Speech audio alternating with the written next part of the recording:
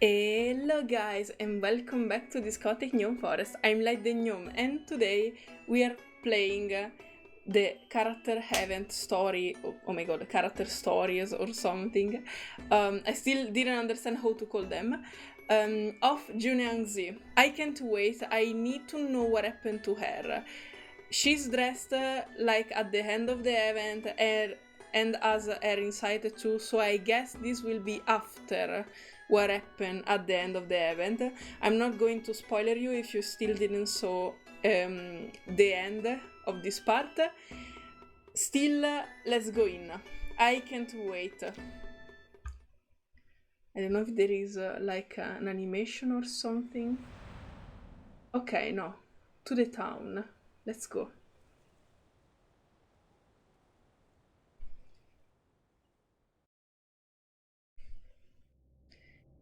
XIANGRUI is not supposed to have any personal feeling.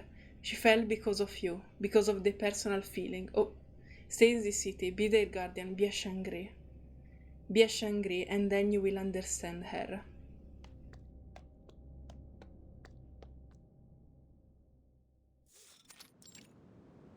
Okay, yes, that was literally at the end of the main event.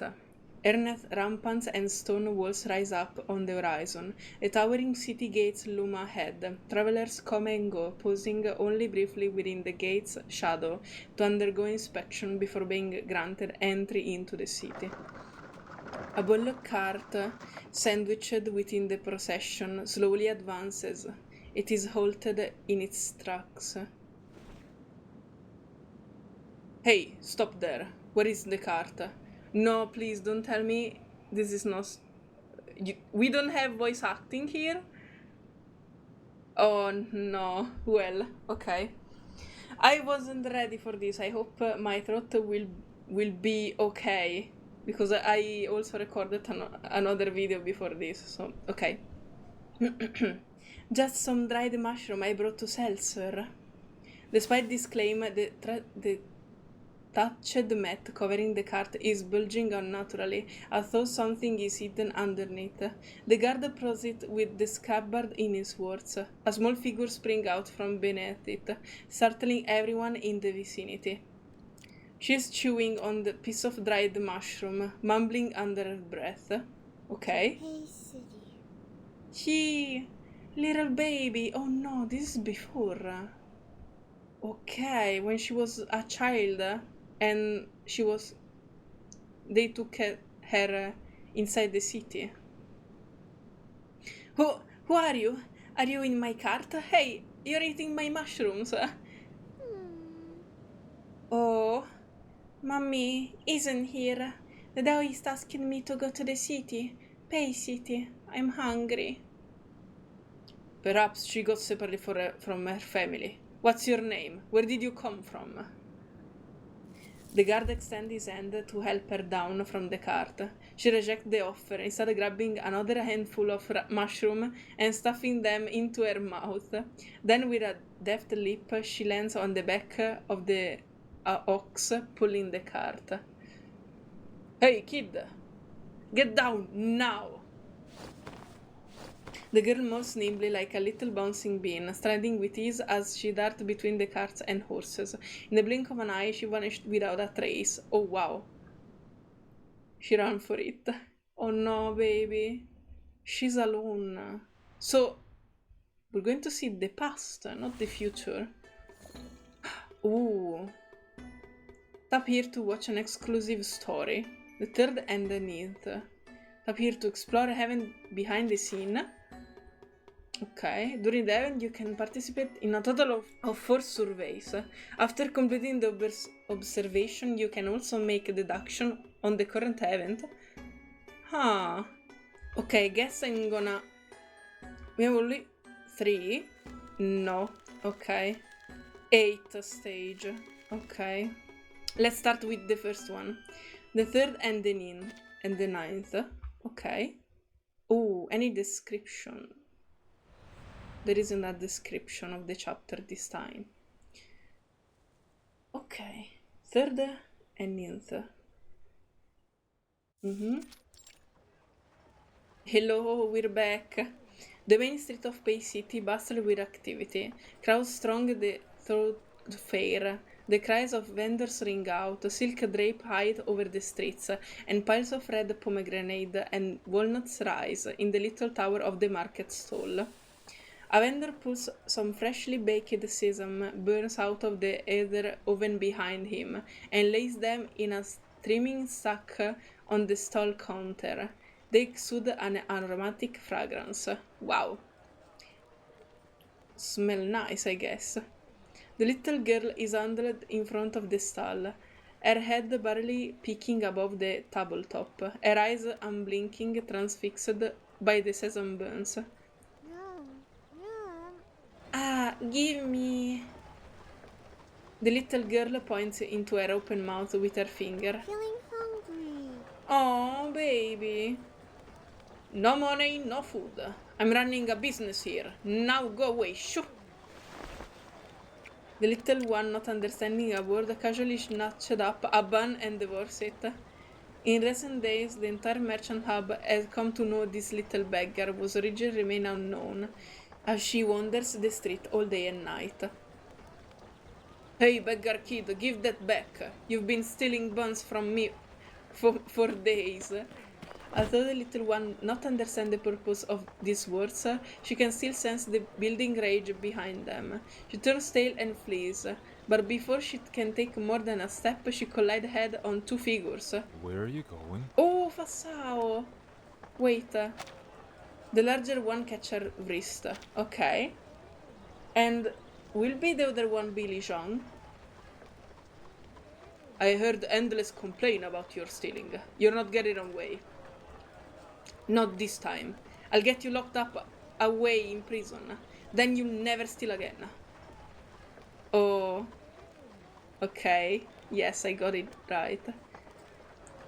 I wouldn't have expected the Fasao to deal with this little girl. I assume she committed a felony.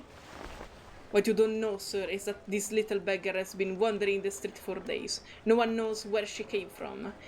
When she's thirsty, she drinks from the horse's throat, and when she's hungry, she steals food from the vendors. She's quick as stallion too. No one could catch her when she entered the city. She patrolled informed me for the patroller informed me a few days ago. The little girl struggles, attempting to break free from the large hand that grips her. Li Zhong leans down to scrutinize the young offender. Huh? What's your name? Have you even been to school? No. Can you talk? I need to stay in the city. The city needs a XIANGRUI. She can talk. Perhaps she is from decent family, and something happened to them. Isn't it too harsh to put a little girl who has suffered so much into prison? Let's not make a fuss of it. Actually, I was thinking that prison would provide her food with a shelter. In the meantime, I could work on locating her parents. My apologies, I suppose you are considerate under that harsh exteriors of yours. Li Zhang strained up and stroked his beard. He appeared to have already devised a plan for the beggar child fate. Okay. And what is your plan, man? After making their way down several streets, the three of them arrived at a tavern. Wait, so Jiu Niangzi have two fathers? Two adoptive fathers? This is adorable. Oh no, and this is why they were the only two that give her the goodbyes before she lived, before she was exiled from the city at the end of the event. After making their way down several streets, the three of them arrive at a tavern. It is filled with patrons, amidst the clinking of cups and the raising of toast. Idle chatter and laughter about, creating a scene of merriment. As they enter, the scent of liquor hits their nostrils. Their nostrils? Okay. A graceful figure moves swiftly among the clientele, her presence as striking as it is efficient. Oh, she's beautiful. Welcome, Li Zhang. Fasao, what brings you here? Take a seat. You came just at the right time. I have some jars of melon brew that I haven't opened yet. I'm thinking that a couple of distinguished guests can do me a favor and have the first cup. Miss Xu, you slippery little thing. If Li Zhang hadn't come today, when would you have told us about this new arrival? Poor us, not even qualified to smell it. Miss Xu, I hope I'm reading it right. Miss Xu, feigning annoyance, playfully scolding her patrons with a smile. They burst into laughter. At this moment passes one patron stand to invite the two officials to take a seat. No need. No need. We're not here to drink. You're not? Oh, well, everything above board here. I've never even wanted down a drink. Just ask my guests. They'll tell you. Don't worry, Mr. Xu. We're just here to check up on the stores. Huh? Is everything going well with your tavern? Yes, everything's fine. Some drinkers can get really talky, but that's all. No troublemakers, thanks to your management. You know, most days I have plenty of time to make the rice buns that I sell to the locals. But on liquor permit days, there are so many patrons in the tavern, and I have to serve all of them myself. What a coincidence. What a coincidence. What a coincidence. I have just found you a helper. Well, a doubter, I guess. Faso step aside, is about to introduce the child to Miss Xu, when he turns around to find that the little beggar has disappeared without a trace. She was here just now. Where did she go? After a thorough research, they find her curled up behind the counter. She refused to answer any of their questions. Li Zhang, don't tell me this is the new helper you were talking about. All right. Exactly. Lol. There's no way I can take her. She looks more like a wild beast than a child, and she can't even speak fluently. She seems totally uncivilized. How could a girl like this help me? Honestly, if she stays here, I'll have to spend just as much time taking care of her as I do to the tavern. Li Zhang, you better not throw this hot potato on me. I mean, fair. She is totally fair. It's not a joke to take care of a child. She's refusing because she wouldn't have the time to take really care of her. And at the same time, she probably don't have the patience to teach everything to her. You're right, she needs to be civilized. That's why I brought her here. Everyone in the city knows you're sharp as a tack. Why, you could teach a monkey to talk if you had to. Haha. You flattery old man. You wanted to give her the hot potato at any cost. Besides, you're a kind person. No one is more suited to take care of the little girl than you. We have no clue where we might find her parents. We can just let her wander the street. We can't just let her wander the street. What about the charity hall? I'm running a tavern here, not a school. Besides, she has not spoken a word since she got here. Is she some sort of dumb? Upon hearing the word dumb, the beggar girl stands up and dusts off her sleeves. She looks around the room, finally resting her gaze upon Miss Xu. I'm not dumb. My mommy called me Joe. Oh, baby, she's so little. Jiu, does that mean you're the ninth in your family? Well, it's easy to remember. Ooh, Jiu is the number 9. Ah, okay.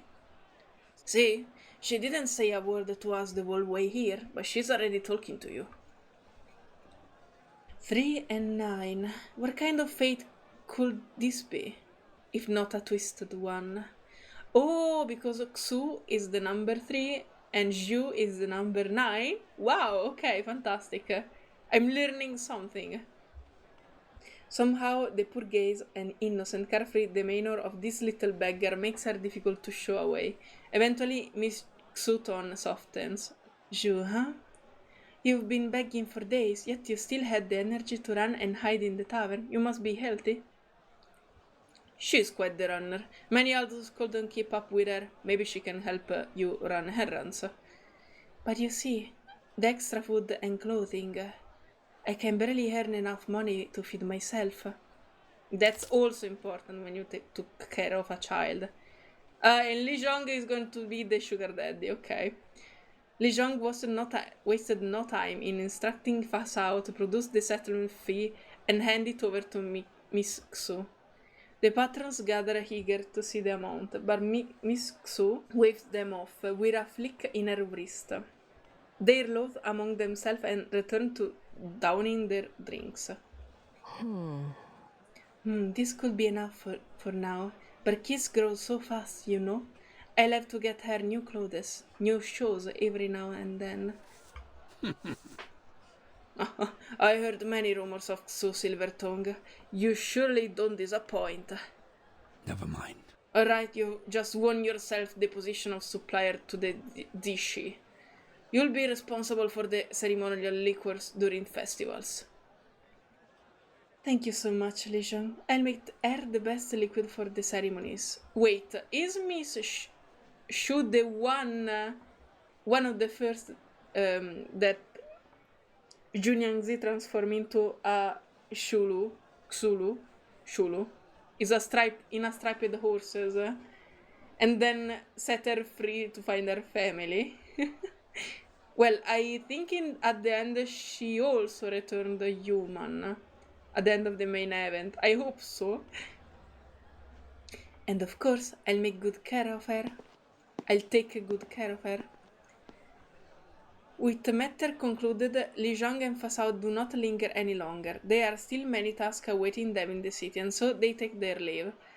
I'm a little disappointed that they decided to give the burden to another woman when they could took her in.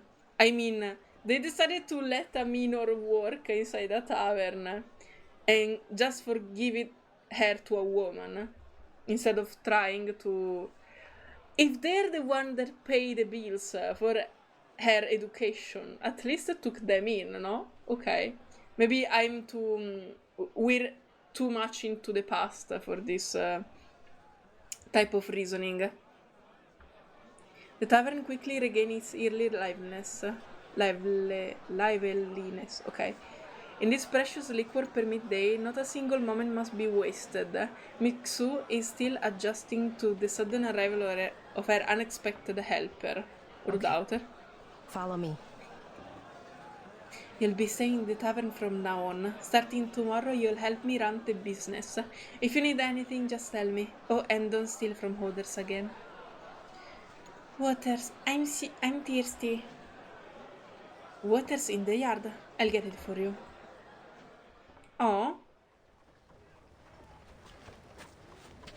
Two officials walks down the street. They pace leisurely as they converse about the event of the day. Li Zhong, why did you do all that to help that beggar girl? When I first looked at that girl, I had the feeling that I had seen her before. Besides, it would be a pity to have such a bright young thing roaming the street. Fa Sao nods, habitually pressing down on the short sword at his waist and casting a final glance back at the tavern before turning into a side street. I see. Okay. You'll sleep here tonight. It used to be a utility room, but I've cleaned it, and the bed's new. I heard that you slept a lot on the street, so I guess you're not afraid of the dark. I sleep in the room next to yours. Call me if you need anything.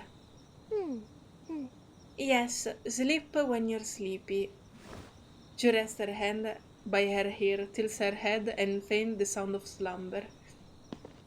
The child's innocence and carefree spirit softens Miss Xu's heart, prompting her to leave a few tender instructions before departing. Okay. I am alone now. Don't sleep on the street anymore. Yielding to the moment, the child lies on the floor of the room. Tonight there are no twinkling stars to accompany her, no cool breeze to caress her, only defiantly discernible beams overhead. With a rustling sound, a troop of wooden dolls materialized out of thin air. They frolicking and covered on the bed, the ground, and on Jiu clothes. New place, fun. I'll try to do the best Chipmunk voice that I can. So she already met the dolls. Liquor jars, customers raising their cups. Customers raising their cups. The wooden dolls turn the day's sight into lyrical verses in an endless song. Okay. One doll pushed through the others, leaping down from the bed to whisper into Jiu's ear. Personal feeling, you're having a lot. They're not personal feeling, you don't know anything. Don't forget what the Taoist said. You're annoying, I'm sleeping now. I need to run a business tomorrow. Do you even know what business mean? Me neither. Maybe it means I'll figure it out tomorrow. Okay. Oof, 20 minutes for chapter. I hope I will make it. Okay. What the XIANGRUI do? Okay, let's go in.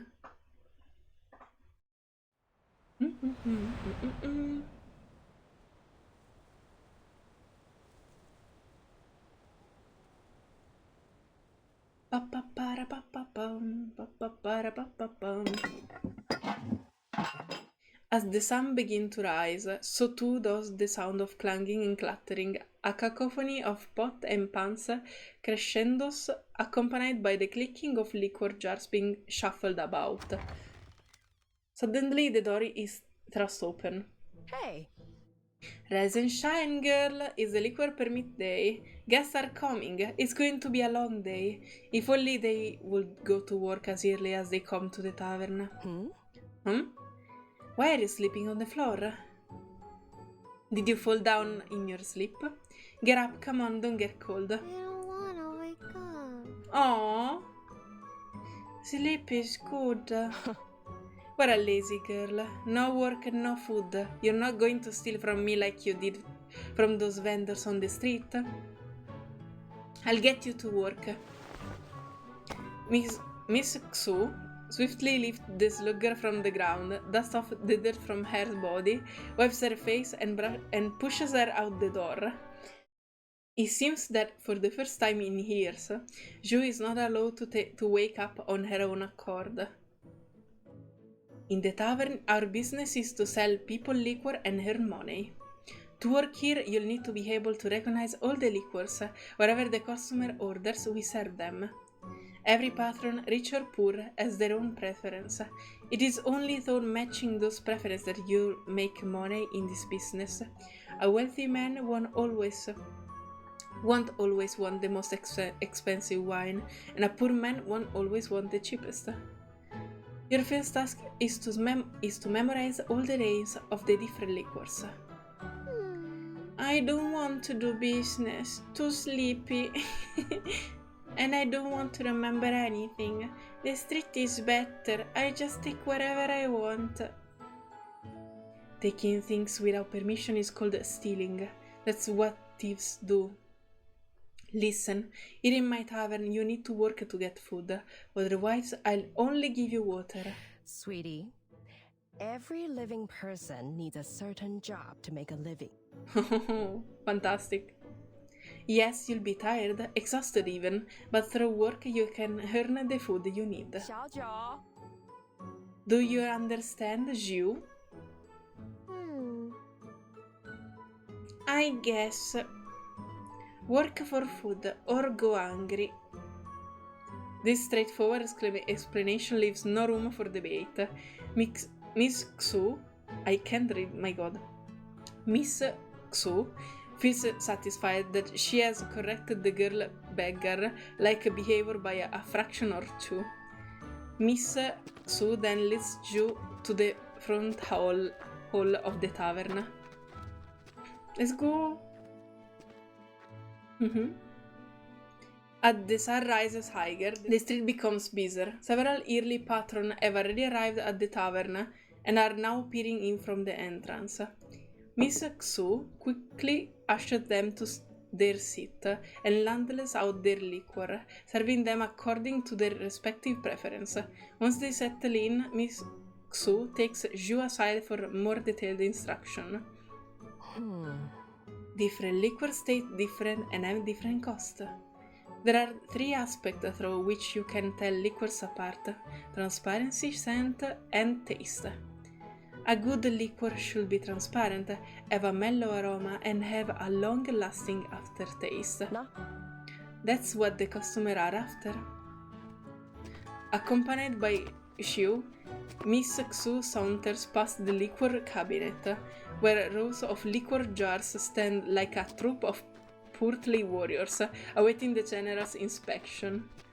The vermilion paper jackets on the jars presented their whimsical nicknames, each more amusing than the last, while waft of fragrance spirit drifting from their rims. However, Ju does not recognize the characters. Instead, she memorized the brush stroke as if they were the component of a painting. They smell better than flowers, and each one has a different scent. Of course. Of course they do. Every liquor has its own unique fragrance. Come here. Now look at these jars. This is Fushi. The one next to it is Earth Spring. The one above is West Fair. And here is the best seller, Grit Mister. This is the Salle liquor. Manchester learned the type from Persian merchants. It's made of multiple fruits and help work off your appetite and digest food. 小九. Do you remember all that? Repeat what I just said. Jo counts on her finger, carefully recalling each detail.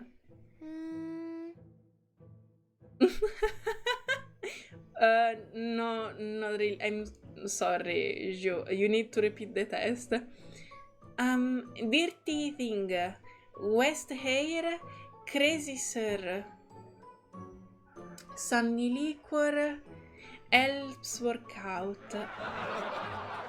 Ju words drove laughter from the patrons, who have been keenly listening to this recent round of instruction. Oh, this is why they all became so fond of her, because all them knew her since she was little inside the tavern. What an interesting errand girl. I think her names are even better than yours. Miss Shen, don't make fun of her. What was that? She didn't even recount a single word correctly. Raywold surrendered to Li Zhang so easily. In so few words, he convinced me to commit this act of charity, and he said I was the one with the silver tongue. Who knew that kind of Miss Xu could get so frustrated? You sound like a stubborn old teacher. Not sure about the stubborn and old part, but yes, I'll have to become at least a half teacher. No? This is the little girl Li Zhang brought here. Her name is Xu. Though she lacks social skill, she seems pretty smart. And the Daoi said smart is good. You're being too harsh on her, Miss Xu. It's not your fault. The names are hard to remember. You should teach her little by little, like how we start drinking liquor from a small cup, then move on to a bowl. Let her start with serving the liquor. Come, Ju, give me a bowl of Earth Spring. It's her first day. She won't know which is which. I'll get it. Before she can move, Ju dashes to the liquor cabinet. She peers left and right, fiercely sniffing the air, determined to pinpoint which jar contains Earth Spring. Miss Xu jumps on this opportunity, signaling her with her eyes for Ju to fetch the third jar on the first row. See, she did it. Told you she could handle it. Maybe she'll even replace you in a couple of years. I couldn't ask for more. She'll do all the work, and I'll just sit back and enjoy my life. Not to mention that I won't have to deal with the mess you leave behind anymore. Upon opening the jar of Earth Spring, a unique fragrance bursts forth. The paling river wind around Bay City, and it is from the river's upper reaches that Miss Xu draws her water, for only this crisp and clear liquid can brew such a uniquely fragrant liquor. All drinker is imagining the liquor from the jar filling his porcelain bowl in a steady steam, but a young girl before him plunges her hand into the jar, scooping up a handful of the crisp, exquisite liquor and presents it to him cupped in her hand. No! Drink, sir. Please. Drink, please. Aww. Before she can finish speaking, the Earth Spring liquor has already slipped through their finger, touching the patron lapel. Oh no! The tavern patrons are at first taken aback, then they burst into hearty laughter. These guests love liquor, they cherish it dearly, but what they love even more is the atmosphere that comes with drinking it. Aww. For these patrons, when they're enjoying liquor, all things are filled with joy. Even small accident, thank God. Sorry about this one-of-kind palm drink. It's her first day here. Please give her some patience. I have 2 more bowls of West Fair on the house. I will give you the Heart Spring, but she put her hands on it, so I'm afraid the flavor has been altered. Despite these apologies, Miss Xu does not blame the girl. Instead, she examines her small hand over and over, fearing the strong liquor might have burned her skin. She then fetches a cloth to clean up the spilled liquor on the table. The old drinker is not annoyed in the slightest, okay. Having gained 2 large bowls of West Fair from free, he is naturally delighted and moves to another table to continue drinking. How strange. Weird, he didn't get hungry. He just kept drinking. What does liquor taste like? Don't drink that. It tastes complicated. It can bring people joy, but also create sorrow. I leave it to you to find out, but only after you grow up. Thank God. Hearing this, Jiu immediately dips her finger into the puddle of liquor on the table, intending to taste it. No. Fortunately, Miss Xu intercepts her. Hey, wait, I just said after you grow up. Don't be so hasty, little lady. And you don't use your hands. I know that how you used to drink from the thought, but yours is very rude. From now on, no matter if it's water, tea, or liquor, use a bowl. It's called manners. Tomorrow I'll buy a bowl with your name on it, so you won't confuse you with the others, and ask a question when you don't know what to do. Don't just act on impulse like you did today, understood? As she speaks, Miss Xu tilts the liquor jar in her hand. With a gentle gargling sound, the liquor steams like a string of glazed beads, spilling onto a jade plate and fills the clay bowl on the patron in front of her. Thank you. Jiu watches intensely, her eyes unblinking and nostrils flared, the ethereal aroma of the liquor wafted from the air, compelling her to reach out and scoop up a handful.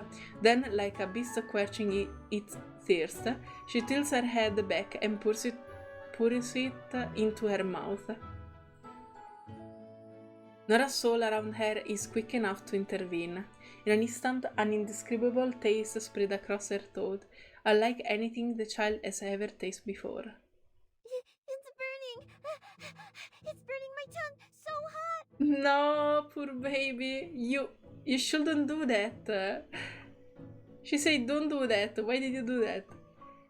No sweet, no bitter. Something going into my nose.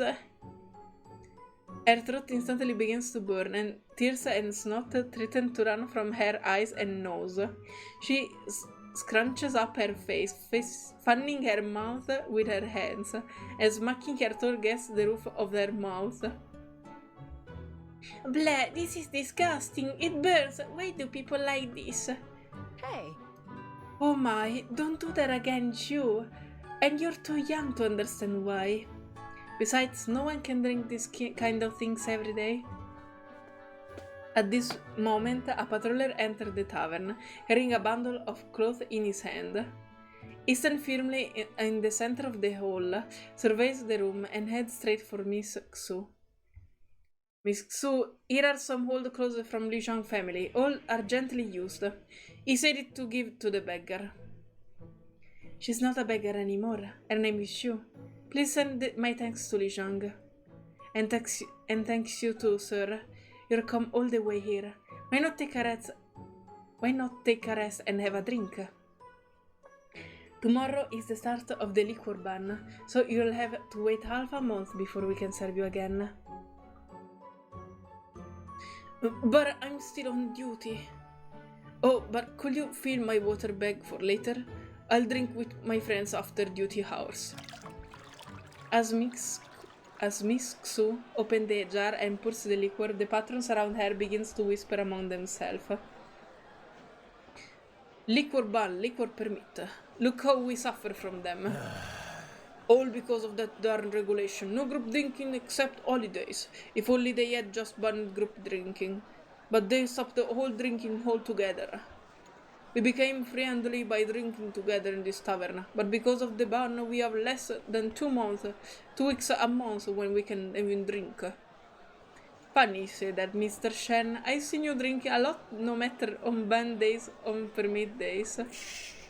Shh, watch your mouth. The two patrons steal a glance at the patroller nearby. Their voices fade into a whisper. Lol. Okay.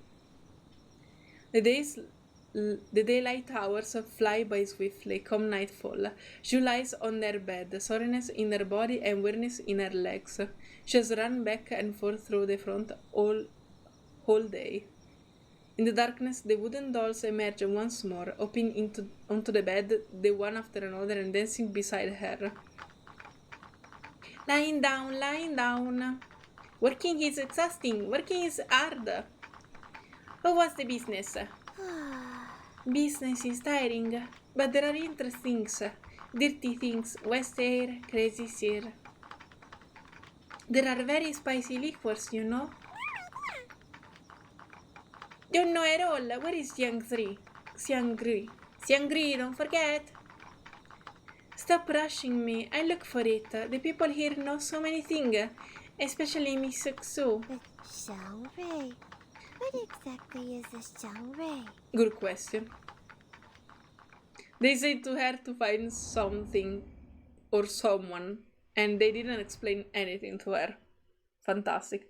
Okay, so the chapters are long, like 20 minutes. Oof, I can make it.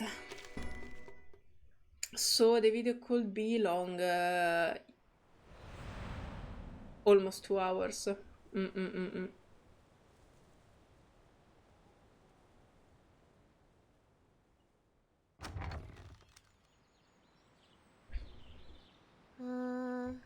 Oh, we're back into the present. Oh, no customer today? Afraid not. We're on liquor ban after all. Who decide what to do in different days anyway? Isn't today just a normal day like on any others? Much time passes. Jiu has grown considerably taller, no longer bearing the feral appearance she had once had. The patrons have bestowed upon her the nickname Jiu Niangzi.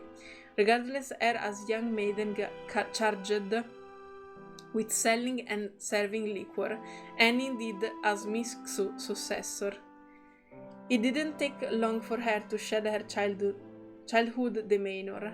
These days, she is immersed in the atmosphere of the tavern. She converses back and forth with the patrons with ease. Jiu Niangzi half-heartedly wipes the dust off the liquor jars. having counted the balls behind the counter numerous times.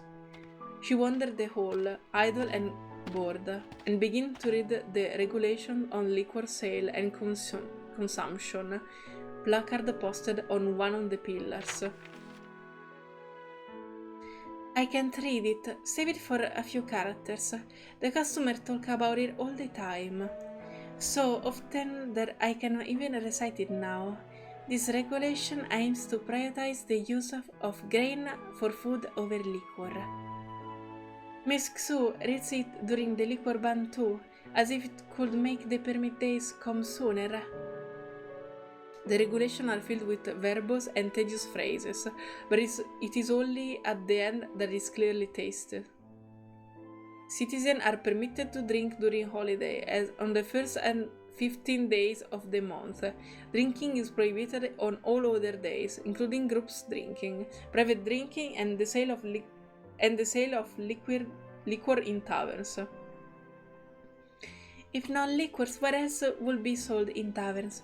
Whoever made this decision clearly doesn't understand what people want. Or do they? There are a lot of rules here that don't let people do what they want. Is it on purpose? Zhang managed to merchant hub. Is he a guardian? Is he a XIANGRUI? A knock echoes at the door. In accordance with the regulation, the tavern can only open the door halfway on liquor ban days. A patron slipped into the front hall, flipping a few copper coins in hand, and greeting like an old friend. Mixu, I'll have 3 rice buns, the freshly made ones. Truly, no one makes better rice buns than you? Ooh, are they illegally selling liquor? Oh. Can't you save me some next time? Every time I'm a little bit late, they're sold out. On the table lies a large basket brimming with small golden crispy buns with sesame seed sprinkled on the top. Yummy! They seem good. I want to try them. Here, they are no simply as rice buns. Miss Xu moves as fast as serving liquor, picks out 3 rice buns and hands them over to the patron. Glad you like them. As you know, we can't do liquor business during the ban. Likely the rice we use to make liquor can be made into buns. We won't be able to make a living if we didn't make this. And of course, if we didn't have your and the neighborhood support. Wow, okay, nice. Nice job. Hey, isn't this Jiu Niangzi? I thought you just slept in the back during the liquor ban. Sleep? No work, no food. It is as simple as that. So I need to work too. Sweep the floor, wipe the jars, all the cleaning really. Look at you, giving me a full speech.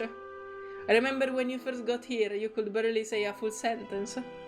What a blessing it is that Miss Xu took you in. She fed and taught you all this time. Make sure you thank her properly when you're grown up, huh? Yes, she transformed her into striped horses and let her be free. Blessing. Miss Xu takes out a small cup and fills with the tea from the teapot on the counter, inviting the visitor to drink it. Thank you, I always get thirsty on my trip over here. My, what a nice tea this is. A sip of clear tea like this is sure to melt the worries away. You really know how to run a business, Miss Xu. You flatter me. I'm just putting myself in the customer's shoes. It's the only way to run a long-lasting business. With a liquor ban ongoing, I'm counting on wristbands and tea to make a living.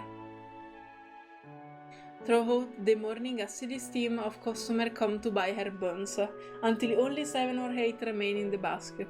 Those who come too late truly will miss out. After purchasing their buns, the patrons always make a point to drink a cup of tea in the tavern, draining it in one gulp. Only then do they leave contented. Wow. Miss Xu, the buns are selling quickly. Every time I go to the street, people ask me if there are any left. Why don't we just sell buns instead of liquor? Then we wouldn't need to run around and serve the patrons. We just sit here and pass the buns to the customers. What are you talking about? We're running a tavern, not a bakery. People buy our buns because they're made in tavern. If we didn't make liquor, we wouldn't have the ingredient to make them. But aren't they made of rice? No, little thingy. I mean, yes, but also with alcohol. The rice buns in the basket continue to emit their fragrance, a scent both familiar and foreign to Jiu Niangzi. She has never seen how these buns are made. She retires early each night, only to awaken to the exciting aroma the next morning. By then, Miss Xu has already prepared a basket full of rice buns and is setting them up on the table. Yes, but not entirely. They made with the rice from the tavern. We use grain to make liquor, including rice, wheat, millet, and many others. You see, I always go to the grain store myself to get the best ingredient. After liquor is made, the leaves left are called Jiu Niangzi. Okay, similar to your name. Rice burns are made of Jiu Niangzi and buckwheat flour.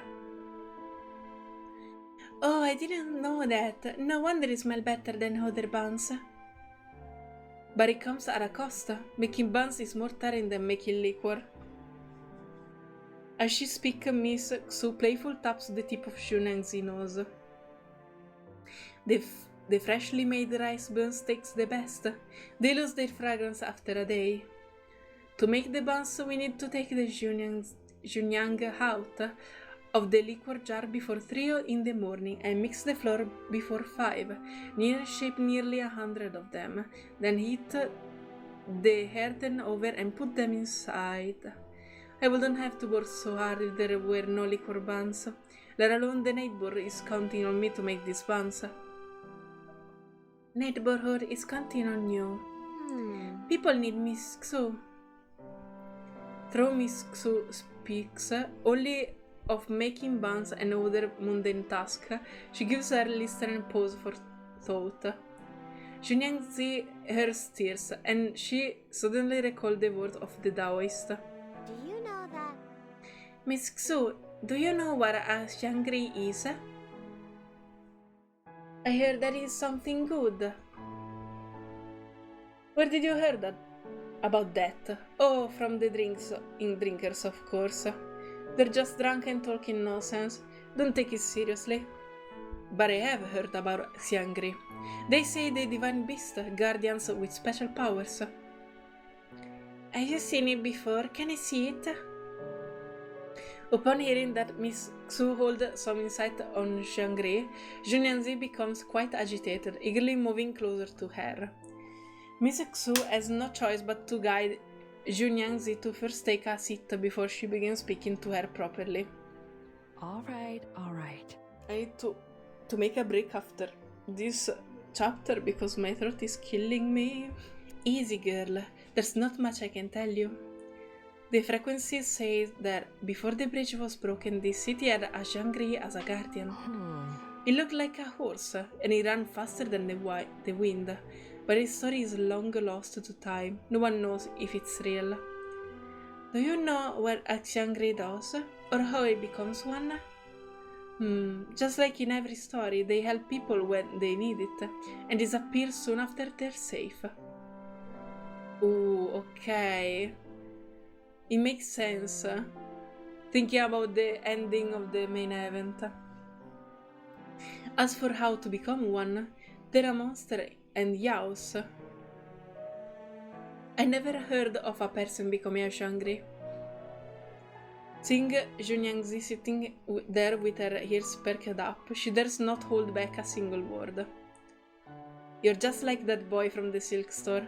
He too could listen to the story of yaos and monsters all day long. He asks people about the stories in classic mountains and sees every single day. Little by little, he learns how to read without even going to school. If you want to know more about XIANGRUI, maybe Mr. Liu from the clinic can help. He's knowledgeable. He might be able to teach you how to read. And then you can help me with the bookkeeping or writing toast. Jiu Niangzi feels a surge of joy within her. If she could read, then she could read books, and as she has heard many say, books contain absolutely everything. Surely that includes everything about the XIANGRUI too. Without hesitation, she agreed and promptly set out to find Mr. Liu. Hey, Oh, before you go, take this. Miss Xu pulled out a sheet of jute paper, carefully wraps 12 buns within it, and ties it up. She then takes out some coin and asks Jiu Niangzi to give them to Mr. Liu together with the buns. This is... Are they coin for medicine? Are you sick? No, silly, it's not for me. It's for the favor you're about to ask. sweetie, when you're asking someone for a favor, you don't come empty-handed. That's what matters in socializing. You still have a lot to learn. Oh, but you say it with so much sweetness. So, buns and money equal good etiquette? How Oh, strange. It is heavy to carry. The monies are heavy. As the half moon wanes and the new moon rises, the street bustle with life. Now on each liquor ban afternoon, Jiu Niangzi visits the clinic at the end of the street to meet Mr. Liu and learn the art of letters and words. To avoid disturbing the clinic works, Jiu Niangzi often brings a small stool to sit on by the doorway. As warm fades, the cold follow, the autumn harvest begin. Autumn harvest begin, and we hoard from food for winter. Jiu Niangzi, are you still having trouble reciting 1000-character classic? I'm confused. You learn everything quickly, except for reading. Every time I teach you how to read something, you forget it right away. Well, it shows that. I suppose not everyone is gifted enough to read. Oh no! Jiu Niangzi, are you dyslexic too? Uh-oh! Welcome to the club. Reading is so much harder than serving liquor. I always get a headache when I start reading something. And these characters look like earthworms. Sky black, earth golden, vast universe, limitless cosmos. Knowledge and culture were easily lost before Shang-Chi invented the characters. Through reading these earthworms, wisdom, discipline, and manners have been passed down for generations. One is not civilized until one is able to read the books of sages at that. Their kanjis sound like a bad guy. He could have made the characters easier to read if he really wanted people to learn. What a mood. Do you know that? Mr. Liu, do you know that what a XIANGRUI is? Miss Xu said that you're knowledgeable and will be able to answer my questions. The so-called XIANGRUI. Mr. Liu pauses momentarily. Fortunately, his proclivity for reading allows him to address the question with ease, thus preventing his dignity in front of the young lady. Also known as the sign of auspiciousness. When it appears, is a good omen for heaven, and things will go well. However, Where it's from is unpredictable. It could be a colorful cloud, two spiked wheat, or a dry spring that somehow flourish. Under some circumstances, it could even be an exotic beast. The phrase exotic beast strikes Jiu Niangzi like a hammer, prompting her to inquire further. Oh, do you know how an animal become a XIANGRUI? it's... How could I know? The books I read are the philosophical studies of sages and scholars, not monster stories for children. Then you don't know anything either. I thought you knew everything. These words leave Mr. Liu speechless. Oopsie. All he can do is scratch his head. Suddenly he remembered that there are other ways to chronicle the war's wonders beside words. He strided into the clinic and reemerged with several dusty time-worn tomes in hand. is going to...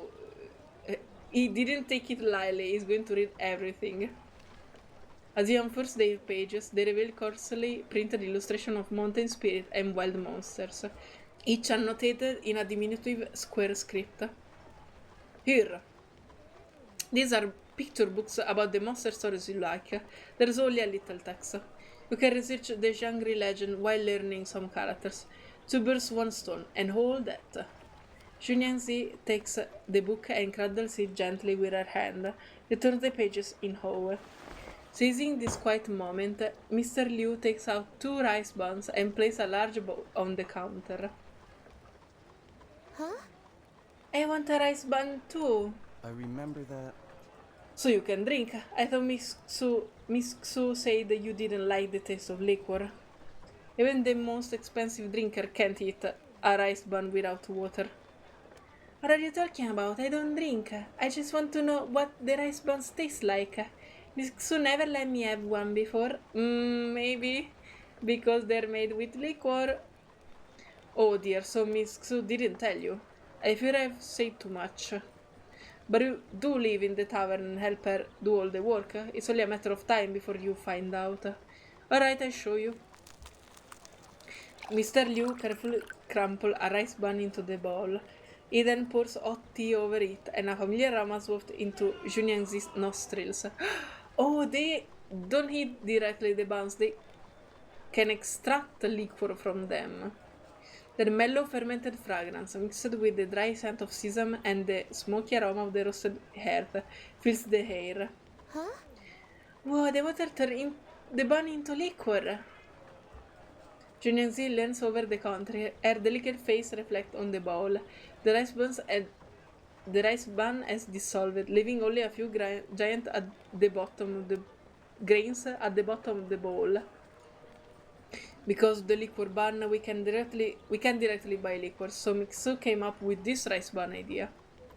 The Jiu Niang used the buns it specifically made, keeping most of the alcohol in it, so that the bun has a strong smell of alcohol. Eating it is like drinking distilled alcohol. Only a drunkard could handle that. But watering it down takes it easy to drink. A bowl of the liquor can take all your worries away. So that's why people come and buy buns during the liquor ban. Mixu is so clever. What a creative way to give people drinks. Oh, she's so proud. Drinking a bowl or two and getting lost in your own thought, this is one of the few entertainment for us common people. The liquor ban has led to some inventive ways for people to get their liquor. However, Luckily, the government is not very strict about it, and thanks to Miss Xu, drinkers like us can have a sip when they want. I never knew that. Miss Xu is really helping people. I should do that too. As soon as I get back to the tavern, I'll tell her that I'll help her deliver the buns. The spirited young girl, showing such audacity in her utter indifference to the law against liquor, earns nothing but admiration from Mr. Liu. however, But remember, you didn't hear this from me. You didn't tell me anything, I figured it out myself. Wow, adorable. Okay, I need to do a break. Oh, my poor throat. Okay, fantastic. Okay, it's been 2 days since the last recording that I made, because I had stuff to do, too much stuff to do. So let's go on and let's go on with the rest, because this video will be long as fuck as always. Okay, hope I still remember the voice I made the last time. It's been 2 days. My throat was dying, so I needed to stop. Okay. Did I read the title? I forgot to read the title. I don't know the title of this chapter, okay. Time slipped away, and despite the arrival of another liquor ban day, the tavern seems busier than usual. Oh, okay, I remember that Jiu Niangzi discover about the alcohol inside the buns. It is only morning, and the tavern is already bustling with life. The door stands ajar, as per tradition, allowing the scent of sesame to drift outward as fresh rice buns tumble into basket, the day steam coiling into the air. Unlike previous days, another petite figure waits nearby, wearing light walking shoes and carrying a soft cloth bundle. 41, 42, 43, 50 rice buns in total, fresh out of the oven. Smells good. Worth the hard work. I was up before the sun. Do you think you can make it? You'll have to walk through basically half the city to deliver all the buns. Don't worry, it's not my first time. I run as fast as I can. Still remember our customer and their orders? Sure I do. 2 buns for the butcher on West Street, 4 for the tea room in South Alley, the family across the bridge wants 3, and... Jiu Niangzi retrieves a piece of paper from her sleeve, upon which a map has been haphazardly drawn.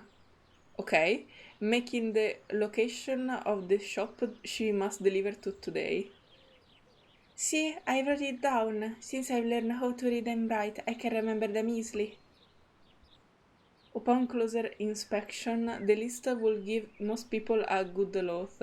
Aside from a few familiar characters, the rest is made up of drawings resembling an encrypted espionage missive. I mean, fair. I mean, actually, I would love more to have. Imagine when you go shopping and you actually draw a shirt, some pants, or maybe milk and egg. That is actually cute. I want to try it in real life. That would be adorable. Or maybe if I do some sticker and try to make up a list of shopping with the stickers. Okay, you give me a fantastic idea, Jiu Niangzi, thank you. It's useless, or maybe not. It's funny. I find it funny, okay. It is highly unlikely that anyone but her would be able to decipher it. Okay.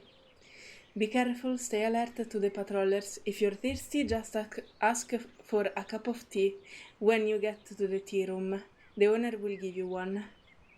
Yeah, alright. Okay, so now they're partners in crime. She's helping too. Before she finished her sentence, Jiu Niangzi is dashing out the door, taking huge swift strides as she ran down the street and disappeared into the distance. Compared to that little beggar of years past, she looks like a completely different person. Without Jiu Niangzi's help, it would not be possible to deliver rice buns to people in other districts of the city. Miss Xu shines with gratitude.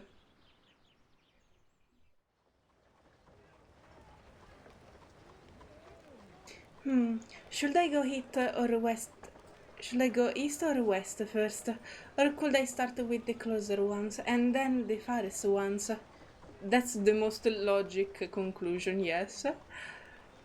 So many orders to deliver, so many people to meet. And Mr. Amusing, a wooden doll picks its head out from the sleeve of her garment. And thinks about XIANGRUI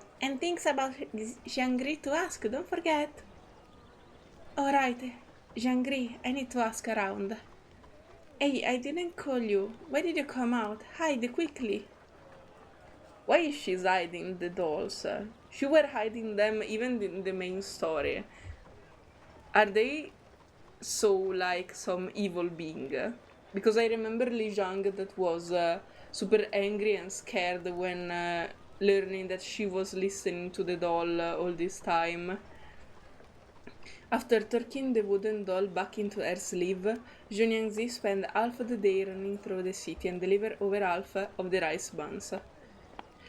Now guided by her own map, she arrives at the edge of an alley and knocks on a weather. I didn't read. Coming, I'm coming. Finally, the font of my inspiration has arrived.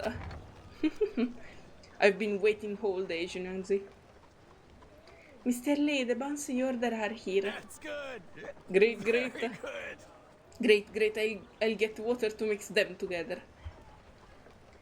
Mr. Lee's hands are stained with ink, and looking in front of the doorway, the room appears to be strewn with sheets of white rice paper, the fresh ink still glistening on their surface. In the tavern where the town drinkers gather, none of them are unaware of the poetic talents of Mr. Lee, a lover of verse and ink. He often links himself to the great poets, Du Fu and Li Bai. Mr. Lee, are you still writing poems? The tavern was too noisy by the time I got home. My inspiration had been all driven away. Luckily today is Liquor Band Day, so I woke up with a clearer mind. I woke up before 7 this morning and started creating right away, but hot liquor will help my ideas flow. Thanks for the buns. Mr. Lee dissolves a rice bun in tea, and with a single gulp, he drinks it all, okay? Excellent, what a drink, what an excellent mood I'm in now. Witnesses this scene, Jiu Niangzi's curiosity is piqued. Since she started working at the tavern, she has seen all manners of drinkers, yet she remains unaware of the reason behind their indulgence. People say drinking makes you smarter, is that so? I don't know about that. I'm not sure. I can speak for others, but it doesn't make me smarter but bolder. Often without drinking, I feel fettered, and I can't write a single word. But a bowl of liquor emboldens me, like I'm in a general riding a horse, okay? Running on the field of creativity. And somehow, the poem I write when I'm in this mood are better than the others. Sound like liquor can give people energy. The guests are always energetic and loud after drinking. By the way, I heard you've been studying with Mr. Liu. Why didn't you come to me? I'm much more accomplished than him, intelligent and erudite. Let me read something to you. Goose. What? Are you going to read her some fairy tale about goose? Jiu Niangzi hastily excused herself, saying that she still has many buns to deliver and scurries away. Thus, Jiu Niangzi traverses several streets more until she arrives at another household and knocks the door. Her knocker sound, the door is opened by an elderly man with graying hair, a familiar face often seen at the tavern. Finally, the taste of the rice bun liquor linger in my mouth for days. Using half a buns a day is equal to 4 days drinking. Thank you, Jiu Niangzi, for delivering them for me, and send my thanks to Miss Xu as well. As Jiu Niangzi handed over the rice buns, she suddenly recalled the wooden doll's admonition. Mr. Shen, could you tell me more about the XIANGRUI you mentioned in the tavern that day? Miss Xu told me you've met a lot of people and know a lot of things. Maybe that includes a story about XIANGRUI too. what? Why are you suddenly asking me this? But she's right that I know many things. It is an age-old story. Every XIANGRUI looks different, resides in different locations, and has their own duty. From what I know, a XIANGRUI blesses its people. But how does the blessing work? Good question. Old drinker leans against the door frame. For some time, he strokes his whisker as he contemplates how to give Jiu Niangzi a satisfactory answer. The blessing, I'd say, satisfied the wishes of the people. Like Miss Xu and her tavern, she provides a place for drinkers like me to enjoy liquor and make these rice buns when drinking is banned. She is such a blessing, with much more bark than bite, and the liquor she makes is so smooth, it whisks away my sorrow. Old drinker then falls into remissions as he begins muttering to himself. Liquor. I suppose liquor is a good thing. It comforts people. I was once too young to enjoy it, and now I'm too old to enjoy life. No! What do you mean you're too old to enjoy life? That's a sad sentence. Only a bowl of liquor can take me back to enjoying that youth that I can only visit in my dream. Oh no. What a nostalgic person. You drink to remember, not to forget. Wow. As the sun is setting and Jiu Niangzi still has several rice buns yet to deliver, she bids farewell to old drinker and hurries off. As she glances back, she sees him sitting by the door, cradling his rice buns and liquor and softly humming a tune. On her journey, Jiu Niangzi contemplates the blessing old drinker mentioned. Guided by her map, she unknowingly steps onto the threshold of the last house on her list. Ooh, to Lijiang. Miss Xu runs the tavern to satisfy people's wishes to drink. Is there a blessing? To become a Jiangri, I need to... Lost in thought, Jiu Niangzi finds her path obstructed by a formidable figure. The man, out of habit, pressed down on the short sword at his waist, adjusts his position and clears his throat to remind her his presence. Seeing that Jiu Niangzi is still lost in her reverie, the man clears his throat once more. Jiu Niangzi, you're late. 2 hours late. Lucky for you, Lijiang is still working on the ledger of the new year's purchase. 2 hours late? What the fuck? Fasao, why are you here? What's late? I'm just, wandering on the street. I don't know what you're talking about. Recalling Miss Xu's words, she quickly takes a step back to distance herself from him. You have around 7 or 8 buns with you, do you not? You can give them to me now.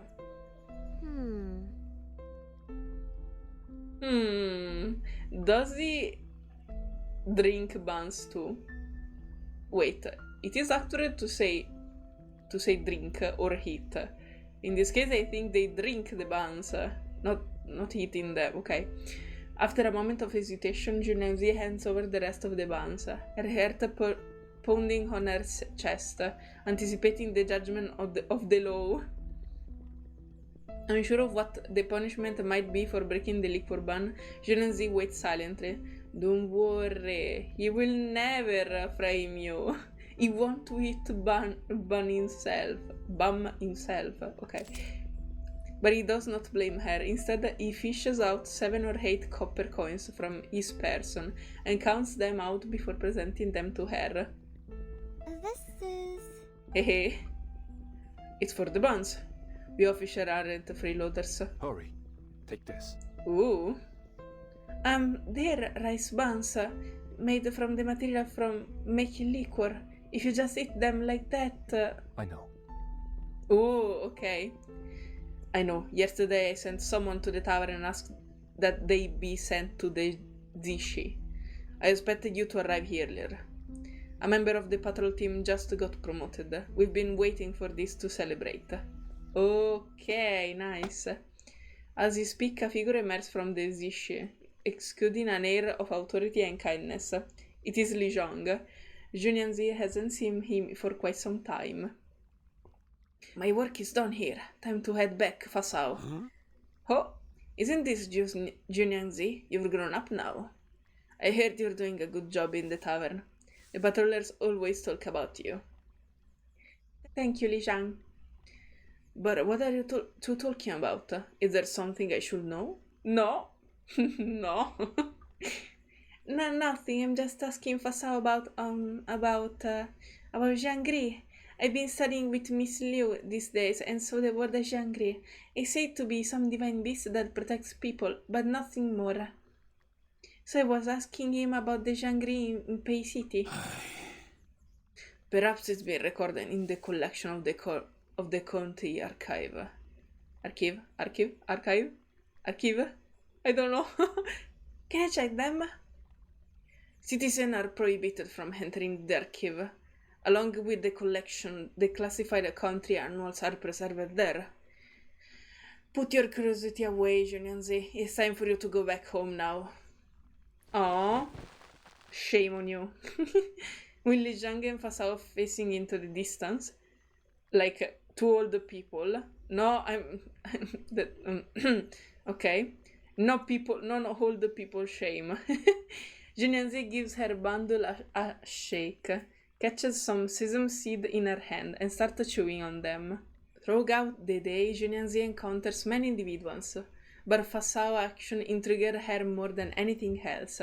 It seems this prohibition is indeed as lax as Miss Xu claimed, so why, she wonders, had it not yet been abolished?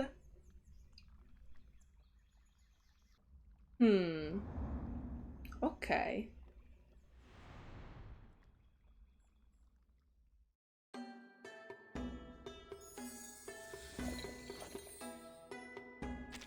Time slipping away. Okay, this time I read it. Oh no, I forgot to read the other one again. Okay, stage 4 will be the mysterious chapter for me. So many people. Okay, I guess today is not a ban liquor day. Months pass. The beating north wind heralds the coming of the Dushu festival, together with Liquor Permits Day, so the tavern has been buzzing with guests for several days.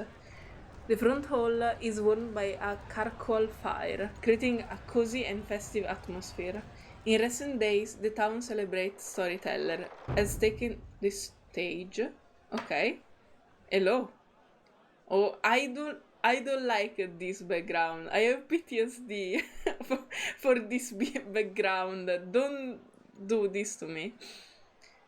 It is said. The storyteller voice booms through the room. His tales are so captivating that they seize the ears of all present. Within a few sentences, even the most avid drinker forget to raise their cups to their lips. It is said there is a place haunted by miasma in the south of the land. The miasma there shift its form into many yaos, and they attack people. What? No. Meanwhile, in the central plains, a monster originating from dryness dominates. Wherever it goes, through drought follows, and people suffer famine. The rivers and lakes are overrun with huge snakes called gouche. I don't know. They are more than 20 meters long with hooks in their tails, hooking people and cows into water to hit them. To prevent this monster from hurting people, Yao hunters travel the world searching haunted places in order to expel them with their special power. They are the sword against evil, protecting people with their lives. Okay. Are they Jiangri? Not at all. A Yao hunter is not a Jiangri. Jiu Niangzi, one more bowl of great mister. Jiu Niangzi!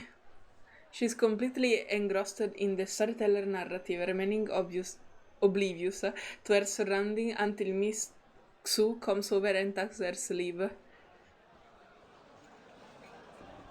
Jiu Niangzi. Jiu Niangzi, quickly, a guest is calling you. Oh, okay, one more bowl coming. Forgive her, it's her first time listening to a professional storyteller. She's been fascinated for the last few days. Don't worry, understand. He tells stories much better than we do. It's no wonder she's so absorbed. It's too bad he only comes to the city during the Dushu festival. Speaking of which, it will be a lot of work to decorate the tavern. Look at all these lanterns, candles and ribbons. Luckily, I have Jiu Niangzi to help me this year. We're busy here, she had. She ran errands, learned how to read, and delivered rice buns all over the city. Though she still has a lot more to learn, she continued to impress me with her work ethic. At this moment, a guest enters the tavern. Seeing the joyful festival celebration, he smiles and finds a seat. One bowl of great mister, please. What a surprise! It is to see you here, Li Zhang. Here, drinks are on me. This is newly made. Have a try. I don't usually drink, but we are in the countdown of the Dushu festival, so I suppose I'll have a bowl of two. Besides, I have something I want to confirm with you. Remember when we brought Jiu Niangzi here? You refused to take her in until we appointed you a supplier of the ceremonial liquor? Huh? Well, the festival is near now, and I finally have some time to come by. I want to ask, how are your preparation going? Already done. They're in the yard. 8 jar of liquor, all made with the best ingredients. It was the request that I took most seriously all here. If anything goes wrong with them, people will lose their faith in me. Li Zhang nods in satisfaction, knowing that Miss Xu has taken her role to heart. Relax, I'm just asking. The Zhili is the one checking all the ceremonial supplies. Dushu is the bigger festival of the year. The merchant hub will be packed with people during this time. I need to make sure everything goes smoothly. Oh, for a second, I thought this was a full inspection. You almost had me panicking. I was thinking, Julie has already checked the liquor. Why is he checking again? Have I done something wrong? Hearing their lively conversation, old drinker joins them. Li Zhang heard the festoon race is rerunning this year. Do you know when exactly? You see, most of us don't know much about divination, ancient articles or singing, but racing is nice and simple. Whoever runs faster wins. It'll be around the end of the year, but it's not decided yet. Some items such as the festoon and flagpoles are all prepared. I wonder who will win this year. Okay, fantastic. Festoons, flagpoles, winners. What the festoon race? It's just a few layabouts running around. Really, it's only... Old drinker chuckles and waves his hands, taking over the conversation. Let me explain. The festoon race is a racing event. 5 flagpoles are set up and 5 locations in the city, each with multiple festoons of the same color. There's no fixed route for the race. After it starts, the runners can collect 5 festoons in any order, as long as they finish with the red one. The finish to get the red wins, and the Jishi will grant him a wish. A wish? Any wish? Seeing Jiu Niangzi's enthusiasm, Li Zhang stroked his beard, a smile growing on his face. Not if you're wishing for a star in the sky. Most people ask for some grains, clothes, or other daily necessities. Others ask for jade, pendants, tea bricks, and the likes. Nothing worth more than a few loads of rice. Can I wish to go to the country archive and read the books there? Well, probably yes, if you win the race, that is. Ooh. Are you going to participate to the race, Jiu Niangzi?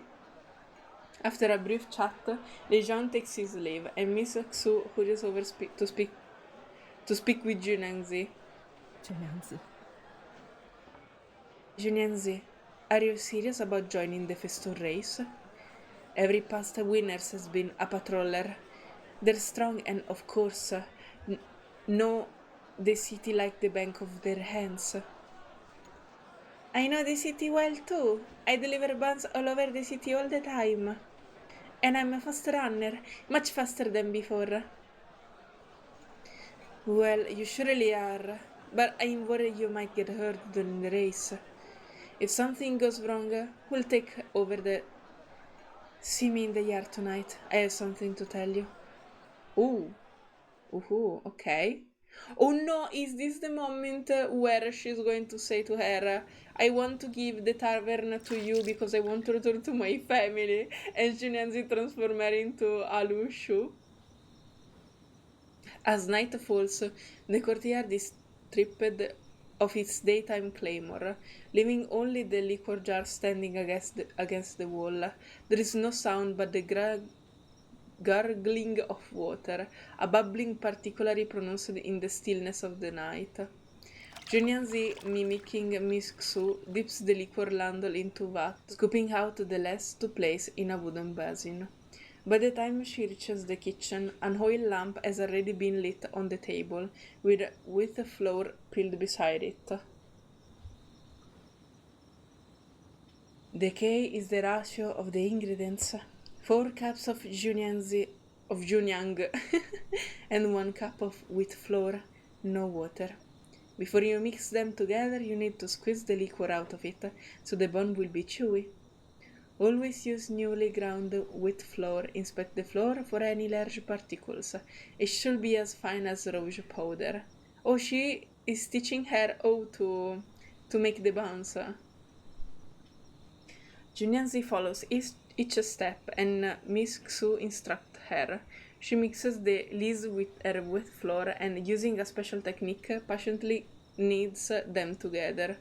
Initially, she lees do not integrate with the wheat flour, but as she works it with her palms, they start to merge together, giving rise to a faint fragrance, milder than the lees but richer than the flour.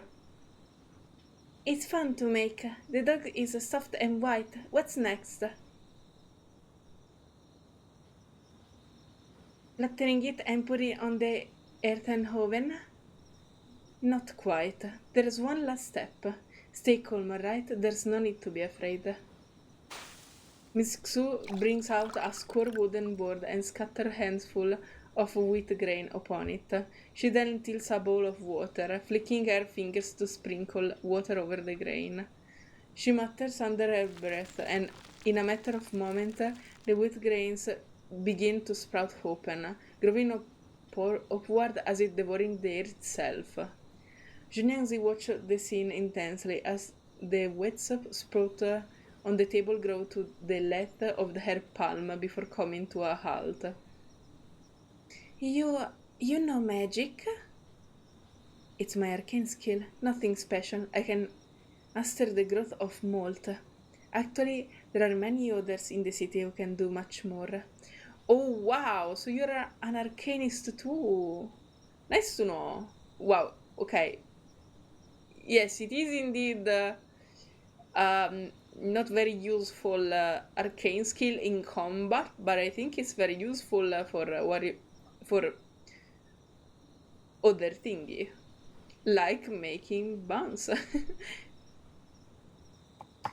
Miss Xu slices the freshly sprouted malt, chops it finely, and blends it into the well-kneaded dough.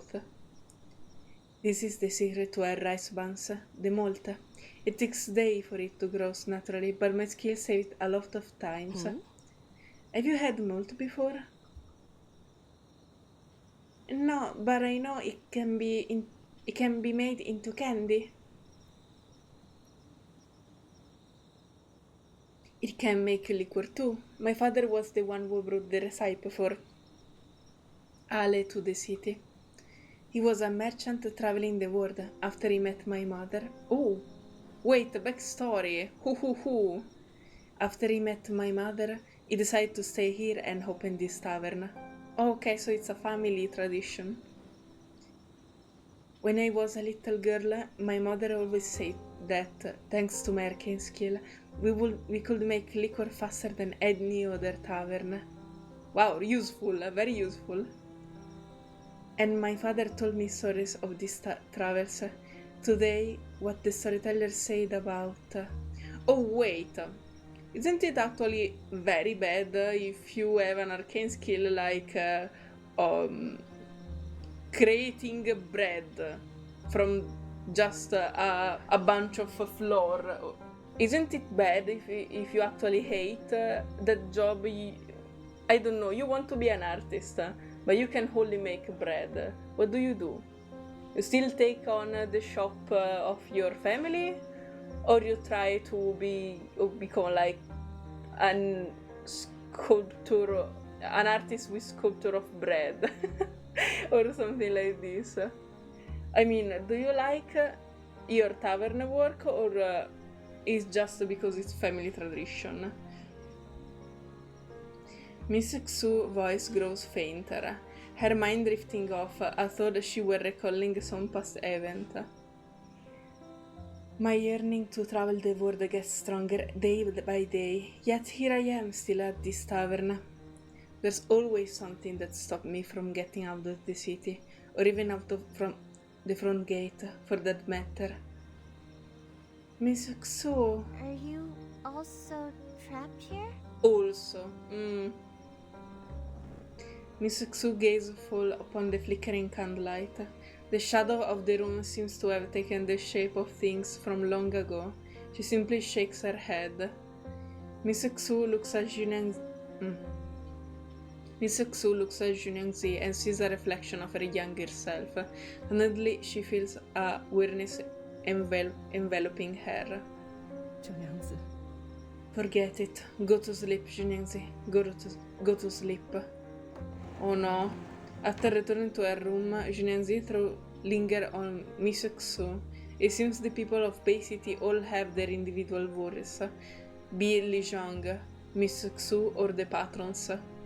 A familiar rustling emanates from the corner of the room, starting as a soft whisper and gradually swelling to a song as the wooden dolls once again appears atop her bed.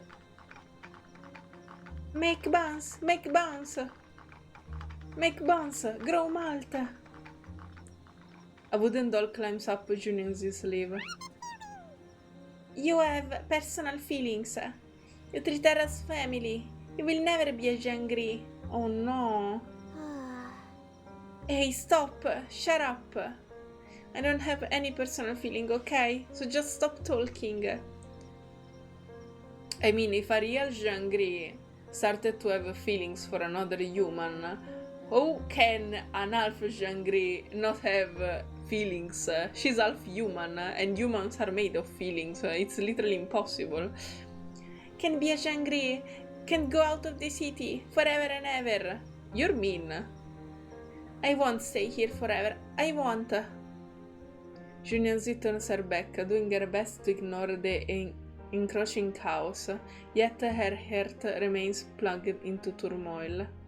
Turmoil? Okay. Oof. So this is why she also decided to transform Xu into a Lushu, so that she could not have her around anymore, and then stop to have these feelings for her as a family. Festoons. Okay. Let's go.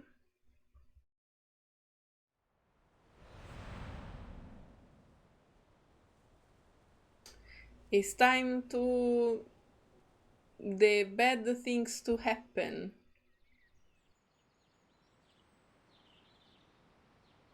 Let me see. Everything's sorted. Not many customers today, so I can handle things on my own. Why don't you wear something lighter? It's okay, I'm used to this. It's my delivery outfit. I'm a fast runner. My clothes won't slow me down. Last night I had your shoes resoled. Okay. Oh, and I put new insoles inside. Hopefully they'll be more comfortable than before.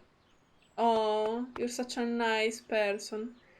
Jiu Niangzi looks down and presses into the floor with the tip of her foot. She then paces back and forth a few times. Oh, that's why they feel so much softer today. They're much easier to work on than before. Thank you, Miss Xu. They won't chafe when I'm running now. As the conversation unfolds, someone approaches from outside the tavern. Huh? Hey, Miss Xu, Jiu Niangzi, are you going out? Today isn't a liquor ban day. I'd like a bowl of earth spring to get some inspiration for my poem. Sorry, not many people have come today due to the Feston race. And Jiu Niangzi has signed up for the race, so I just decided to close up and go cheer her on. Oh, you're such an adorable person. I'm so sorry for what is going to happen to you. Well, it is indeed the most lively day of the year. Everyone gather on the street. If you close your door, where can we drinkers go to kill time? Sorry, but it's not every day that I get to see Jiu Niangzi participate in a race. No, indeed. Whatever. He's so pissed off. Alright, then I suppose I'll take a look too. She locks the door and they head out onto the street together. Let's go.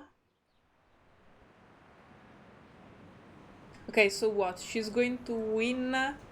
Then she will go into the secret archive. She will discover something very bad. And then what? What will going to happen? She decided to transform people into Lushu. On most days, only a handful of people can be found by the city gates, but today the area is lively with townspeople. Oh wait, what if she is actually going to lose? So she will feel very bad about it, and this is the confirmation that she is starting to have feelings. Then she's go inside the archive on her own, in secret, and then discover how to transform people into Lushu. Or something very bad and so on. Okay, I don't know. I just want to theorize.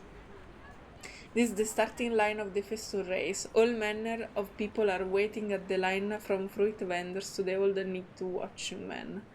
They are stretched and rubbing their hands together in anticipation, eager for the event to begin.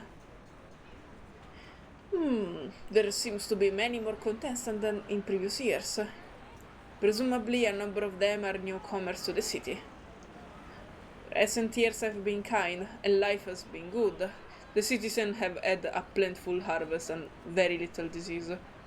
Of course, more of them are willing to join the race. Food comes first for the people.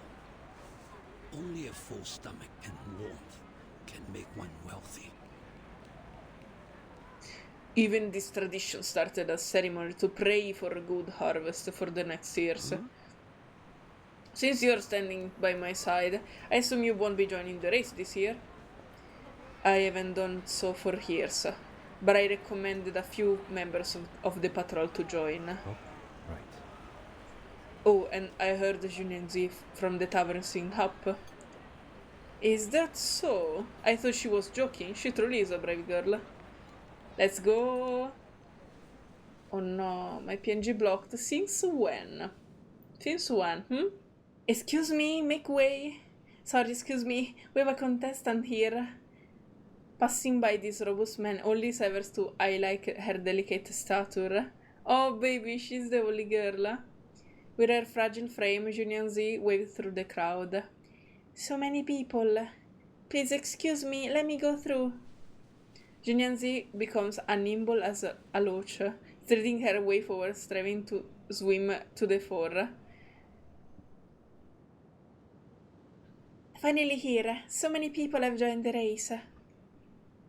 Not sure I can win.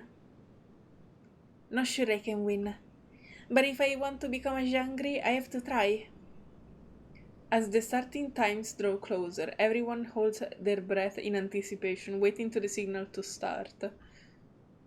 Okay, wait. Isn't like her wish to become a XIANGRUI already a feeling itself? I don't know. This is a philosophical question.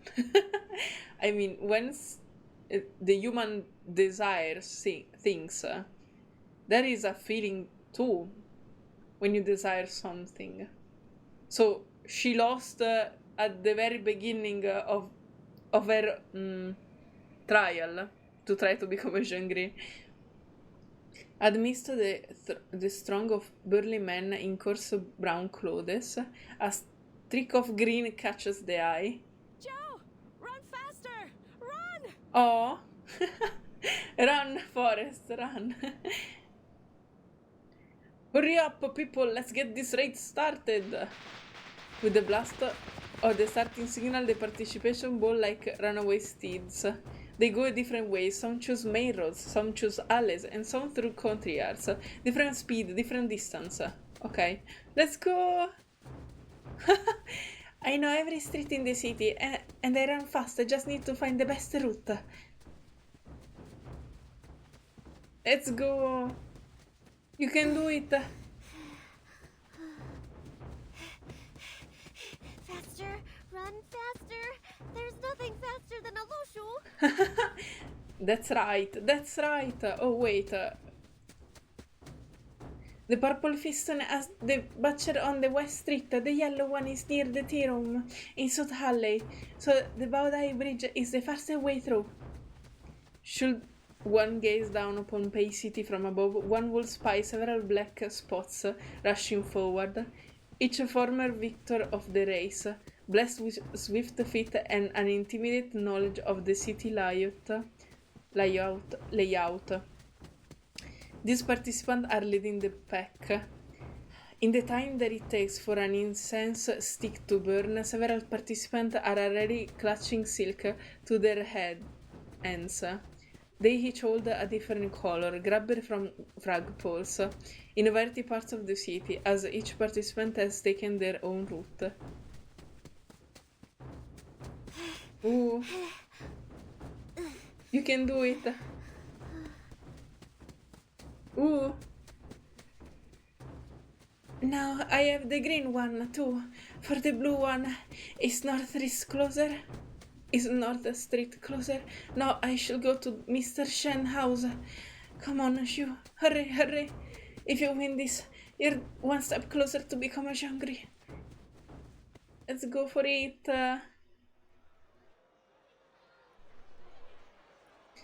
Half an hour has passed, and by now everyone has moved to the Main Street intersection.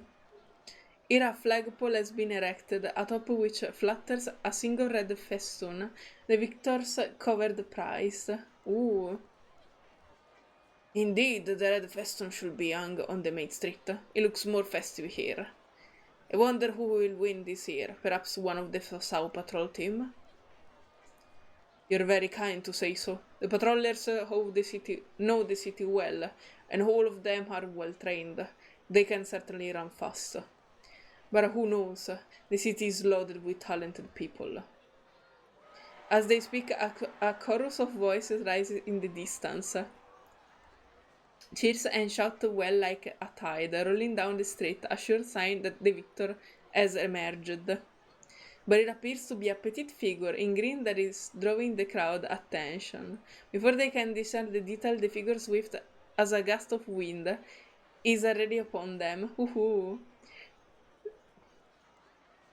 Look like the winners arrived, and they left the others in the dust. But I don't remember any of the patrollers wearing green today. Wait. Wait, that's not a patroller. Yoo-hoo!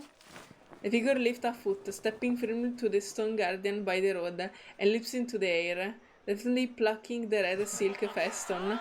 In an instant, cheers fill the air. This year's champion has been decided. The crowd swarms forward. Amidst them stands Jiu Niangzi, the silk festoon clutches in her hand. Let's go! Jiu Niangzi, you did it. 1, 2, 3.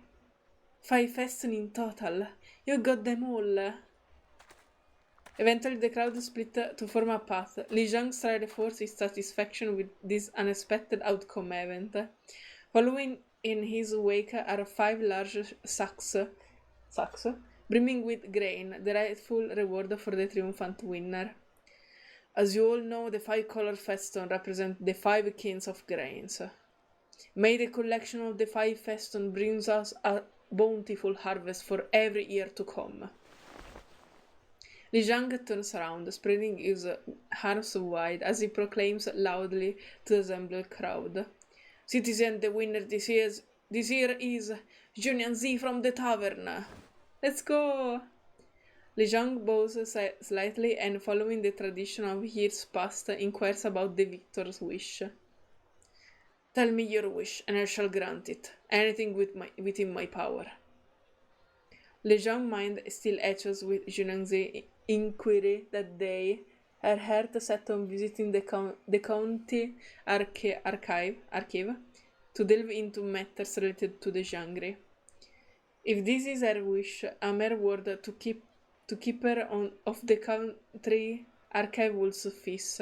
Li Zhang contemplates this privately, internally commending Jiu Niangzi's thirst for knowledge.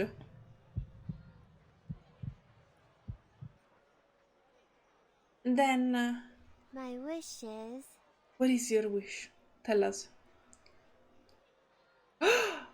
No way! I didn't expect this outcome at all. You decided to give up on becoming a XIANGRUI? Will you be punished for this? I wish for the liquor ban to be lifted. The once bustling street now lies under a spell of silence. Not even Fasao utters a word. The liquor ban is something no one will dare bring up to the officials. Oh wow, the audacity. The circle of onlookers first fixes their gaze upon Jiu Niangzi, then turns their attention to Li Zhang. Oh dear, forgive me, Li Zhang. She must have run so fast that she lost her mind. Jiu Niangzi, what are you talking about? Just ask for a few loads of rice. Unlike his usual prompt replies, Li Zhang takes some time to contemplate. Then, with a wave of his hand, instructs Fasao to hasten back the government office. Before long, Fasao returns from the outer street, clenching a document in hand. It bears a red seal. Zhang slowly unfurls the document, reciting each word and each sentence with great deliberation. The regulation on liquor sale and consumption were issued due to the many natural disasters and food shortage of previous years, which have persisted until recent times. However, due to the positive turn in the weather and the abundance of crops of late, and upon hearing Jiu Niangzi's wish, we am soon represent the voice of many. All heads crane forward, listening intently. So, Henceforth, the liquor ban shall be lifted. Starting with the merchant hub, selling and drinking liquor will not be restricted. Other districts will follow suit in due time. Wow, this is why the entire city love her. With the speech concluded, the members of the crowd look at one another in stunned silence. After a long pause, whispers begin to ripple. The murmurs grow louder, gradually coalescing into cheers. The news travels from here to the end of the street and then through the entire city. Really? We can drink anytime we want? Jiu Niangzi, Jiu Niangzi! The crowd celebrated uproariously, as if this were the main event of the festival. The moment of the crowd squeezed Fasao and Li Zhang into that step at the street edge. Both were smiles, observing the jubilant citizen before them. Sorry to ask, but I don't understand what happened just now. Had you discussed this with her earlier? it's not like that. It's simply a coincidence. The abolishment of the liquor regulation was already on the agenda. We had planned to put... Wow, lol. So she did a useless wish, but at least now she have the glory. We had planned to put up soon after the show festival. Jiu Niangzi's impulsive wish just so happened to align with our goals. As the ancient saying goes. There is no time like the present. Why not seize the moment and announce the news a little earlier than planned? I see. Still, it takes gumption, okay, to do so. From this day forward, the citizens of Bay City can drink at any time. The taverns all over the city start to see better days. Let's go. Oh no. Whoa. Okay.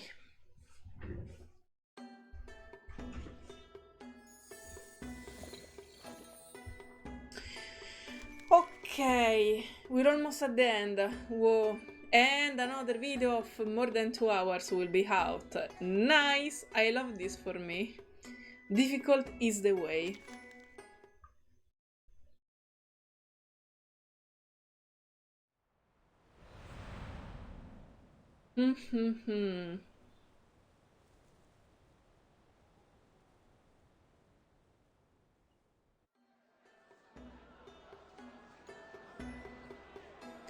On this day, the tavern is a boss with extraordinary liveliness. liveliness, okay. Although the Dushu festival has always been a day of celebration, the lifting of the liquor ban has made this year festivities particularly jubilant. The patrons have been gathered here for days on hand, drinking and chatting merrily. The stock of pre-prepared liquor isn't enough to satiate them, and they have to tap into the reserves set aside long ago. Take it easy, people. There are only so many orders I can handle. I thought I prepared enough liquor, but the festival isn't even closer to over, and I'm almost completely out. I was starting to think that the liquor ban would never be lifted. Even today I had to pinch myself to confirm it wasn't a dream. And it's all thanks to Jiu Niangzi. Who knew that such a cursed girl would speak out for the people? She's braver than I am, that's for sure. It was nothing. All I did was ask a question. Miss Xu is always working hard to prepare and deliver liquor to everyone in the city. So I thought, what if there were no liquor ban? Then she wouldn't have to be so tired. Ah, she's starting to sound like Miss Xu herself, loving and caring, especially to us drinkers. She's learned from the best. Miss Xu has been a great role model for you. Come to think of it, Li Zhang made a wise decision in sending Jiu Niangzi to you. He knows your personality well. That's very sweet. Both Jiu Niangzi and I are flattered. It came from the heart. People my age never indulge in flattery. Speaking of the liquor ban, it has actually come and gone a few times in my life. However, the years, the government has issued the ban during bad harvest years to stop people from making liquor from the grain.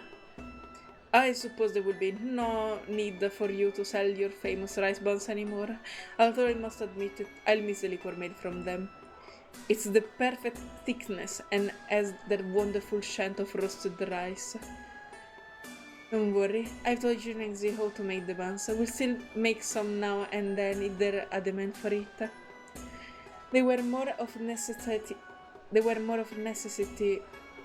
under the liquor ban. I didn't expect people to like them so much. But the tavern will continue to get busier, so I'm afraid we might not have the time to make them anymore. The crowd is all cheering and drinking. Miss Xu pulls Jiu Niangzi to one side and hands her something. This is... The picture book of monsters and yaos. Where did you get them? Li Zhang sent this to you. He knows you're interested in XIANGRUI and the like. Oh, and tomorrow is the first day of the new year. Let's go to the broken bridge together. Some say that a giant bird has been witnessed near the bridge. It could be the XIANGRUI you're always talking about. And we can pray for good luck as others do. Ooh, let's go. No matter the weather, every year during the Dushu festival it always rains and the broke bridge outside the city. The scenery of the opposite bank is shrouded in fine rain. This atmosphere, as if intentionally breathing sentiment of grief, is sure to evoke memories of the departed.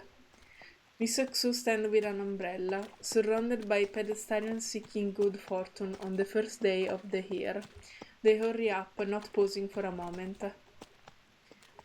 I don't see a giant bird anywhere. Is there really a XIANGRUI? Jiu Niangzi tilts back her umbrella as she surveys the branches above, trying to imagine what the feather and talon of giant bird might look like. Wait, do it always rain during the new year when they come to this broken bridge? Even in the main story it was raining, and I guess it takes place 1 year after this one. It's really pouring down now. Maybe it's decided to stay in the nest. Birds don't like rainy days. That's true. What a waste of time. A waste. If you have a question to ask and you find an answer, then I wouldn't say that your time being wasted. Miss Xu leads Jiu Niangzi to the edge of the broken bridge. The remaining railing and planks have become especially bright in the rain, as if they had been broken by the flood only yesterday. The silent passerby stop here, each holding a wooden slip in their hand. Following Sweets, Miss Xu takes out her own wooden slip and carefully inscribes the question that have troubled her for many years. In the past, if you carved your question on a wooden slip, the gods of Sheti would answer. Back then, I didn't take it that seriously, so I never asked. But when I did finally have a question, the bridge was broken and it remains unanswered. Jiu Niangzi glances sideways and sees the word of Miss Xu wooden slip. When my own journey. If no one answers, why do people keep asking?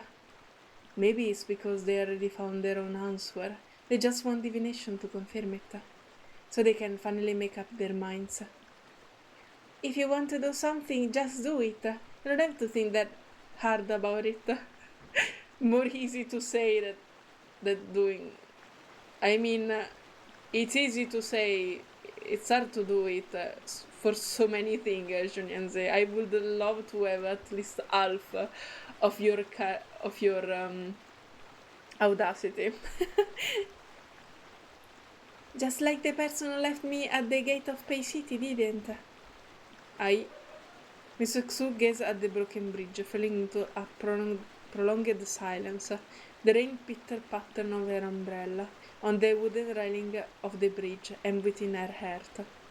She pondered for a long time, unsure of how to begin. Jiu Niangzi, Oh I'm no. leaving here. No! No! No! Why? Oh no, this is the moment. Leave my tavern. Leave Pei City. Follow Aye and travel around the world. No! It'll be a long journey. I don't know when I'll be back, so... At first, Jiu Niangzi cannot make sense of these words. It is as if she has been transported back to that day when she tried to read the labels on the liquor jars. Hidden beneath her whole oil paper umbrella, only the lower half of Miss Xu's face is visible. Her usual enthusiasm has been replaced by an almost indescribable serene melancholy. I thought No, Jiu Niangzi, I'm so sorry. I thought you wouldn't leave. Not like the Taoist and my mom. I'm sorry. I'm sorry, Jiu Niangzi. It has always been my wish to see the greater world, to see what lies behind Pay City. In fact, every time the storyteller speaks, I cringe to every word. Every night I dream of the glorious scenery and legendary characters, and I see myself there, standing among them. When I was a young girl, like you, I told my father that I would become a merchant and travel the world. I've been stuck in Pay City for too long, so long that I almost forgot my childhood dream. The liquor ban was what kept me here. People needed me, they put their trust in me, so I thought it was my responsibility to run the tavern. But now the ban has come to an end, and people can drink wherever they want. No way! Jiu Niangzi don't know that Li Zhong was going to lift the ban in any case. So now Jiu Niangzi is going to really believe that it's all her fault. That her wish to have again the tavern open every day, every time, is the one that made Miss Xu go away.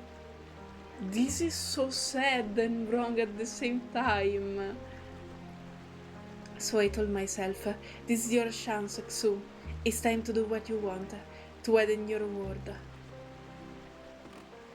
Jiu Niangzi carelessly drops her umbrella and steps onto the broken bridge, the rain cascading down her hair. Under the bridge, the turbulent water rush by their destination unknown. Fine, but I thought you wouldn't. Since I've been here, I've been trying to find my mother, to recall what XIANGRUI is by piecing together scattering words from books and legend. I thought I'd figure it out, that you were the Jiangri I'd been looking for. So I learned from you. I tried to become a good tavern owner. Even then, I was told I was on the wrong path. But I thought, why not keep in this way? Nothing bad has happened. Why not live my happily ever after with Miss Xu? But I was wrong. After all my effort, you're still leaving me, just like everyone else. I'm sorry. I'm sorry, Jiu Niangzi.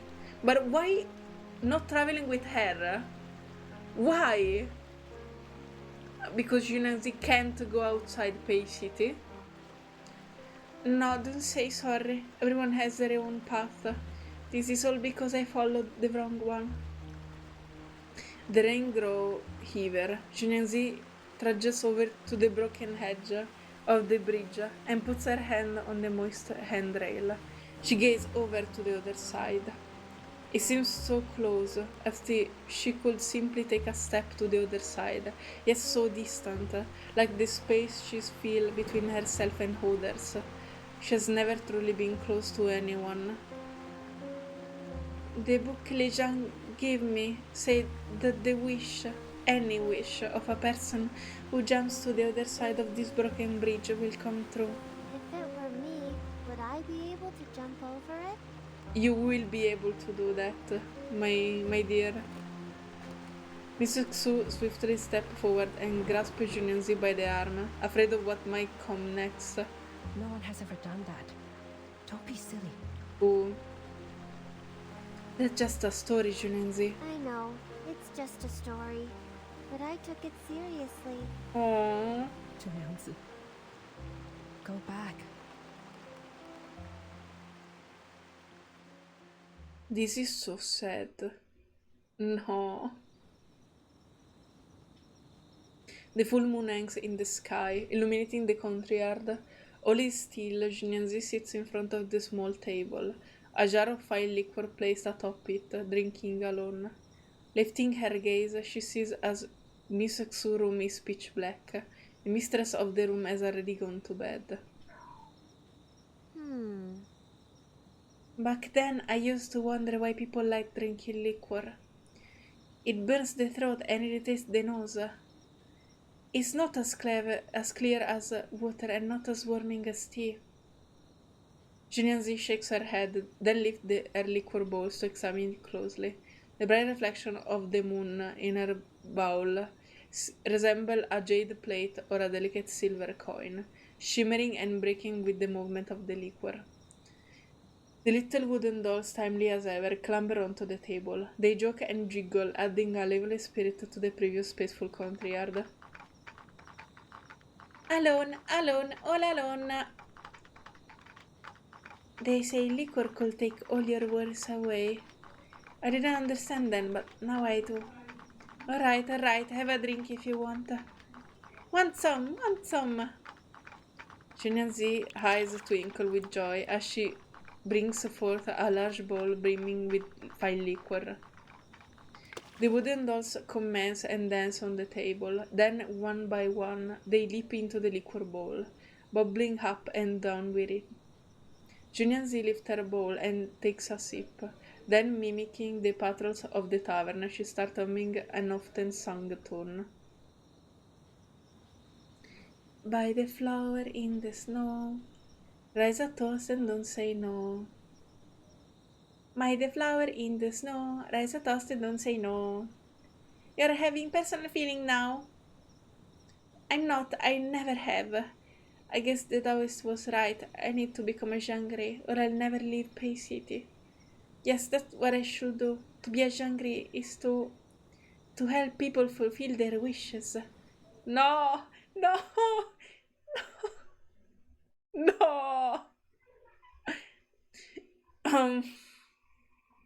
The famed tavern keeper of Pei City, Mr. Xu, solemnly declares her intention to close the tavern and set off on a journey around the world. Her patrons are unanimously overcome with a wave of lamentation. Through several days of farewell toast, each patrons of the tavern said their heartful goodbye to Miss Xu. On the final day, the patrons of the city all come to bid their farewell, except for Jiu Niangzi, the serving girl who is rumored to have already found employment elsewhere. Shortly thereafter, the tavern changes hands. Oh, I'm not ready to see the ending of this character event. I think it will be sad and tragic till the last drop.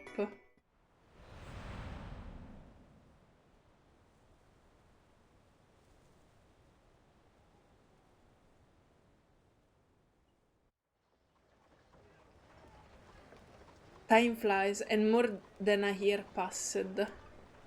Bay City seems to have not changed at all, yet everything feels different. The bustling merchant hub is still teeming with people, an endless stream of townfolks traveling back and forth. Mr. Sean, it's been a while. You seem to be in a good spirit. Huh? Would you care to have a drink? The tavern on East Street has some new arrivals. It's festival time now. Why don't we get together with some old friends? There isn't a good as Miss Xu liquor, but it's good enough and has its own flavor, I suppose. It's so far from here. I miss Miss Xu Tavern. It was closer and the liquor tasted better. Now it's been taken over by someone and the liquor tastes awful. Old drinker shakes his head and sighs. We average folks may not drink the finest liquor, but we're certainly able to discern a good liquor. After one sip, we can tell when the liquor is brewed carefully and when it isn't. It's such a pity that Mr. Xu has left the city and there been no news of her return since. I fear I'll never get to taste the liquor as fine as hers again. Personally, I miss the liquor made of Ryan's buns more. Since the lifting of the liquor ban, there are more taverns than ever in the city, but no one of them knows how to make those buns. Maybe the technique is lost forever, along with Miss Xu. I remember Miss Xu mentioning that she taught it to Jiu Niangzi. By the way, seems no one has seen Jiu Niangzi for quite some time either. It's all thanks to her that the liquor ban was lifted in the first place. It was she who allowed Miss Xu to live to fulfill her dream of being a merchant with no concern. Since that time, Jiu Niangzi whereabouts have continued to be a mystery. Is she even still in Bay City? Let it go, old friend. Absence makes the heart grow fonder, and hold that. There will always be a bowl of liquor waiting for us drinkers to get together over. Let's cherish this moment, huh? Come on, let's drink. Go! We better not keep it waiting, let's go. As they walk and talk, they turn a corner, gradually making their way down the long street toward the east and disappearing into the distance. A figure emerged from around the corner. She had been listening to the entire conversation. The eavesdrop is none other than Jiu Niangzi. She has grown a touch taller than before and has shed some of her youthful naivety for a few stands of grace. Yet her every move remains as endearing as ever.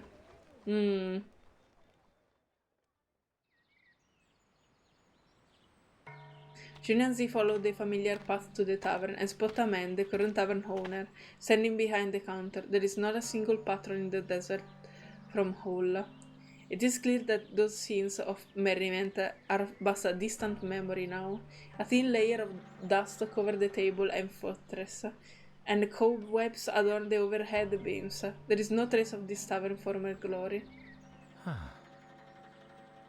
Another day, still no customer. Should I just sell this place?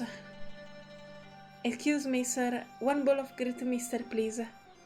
The newly made one, scooped from the middle of the jar. Of course. Come, take a seat. Welcoming the tavern first bit of business in over half a day, the tavern owner quickly taps a jar, pours a bowl of liquor and brings it forth. A cloudy bowl of liquor with rice dregs floating within it is present before her.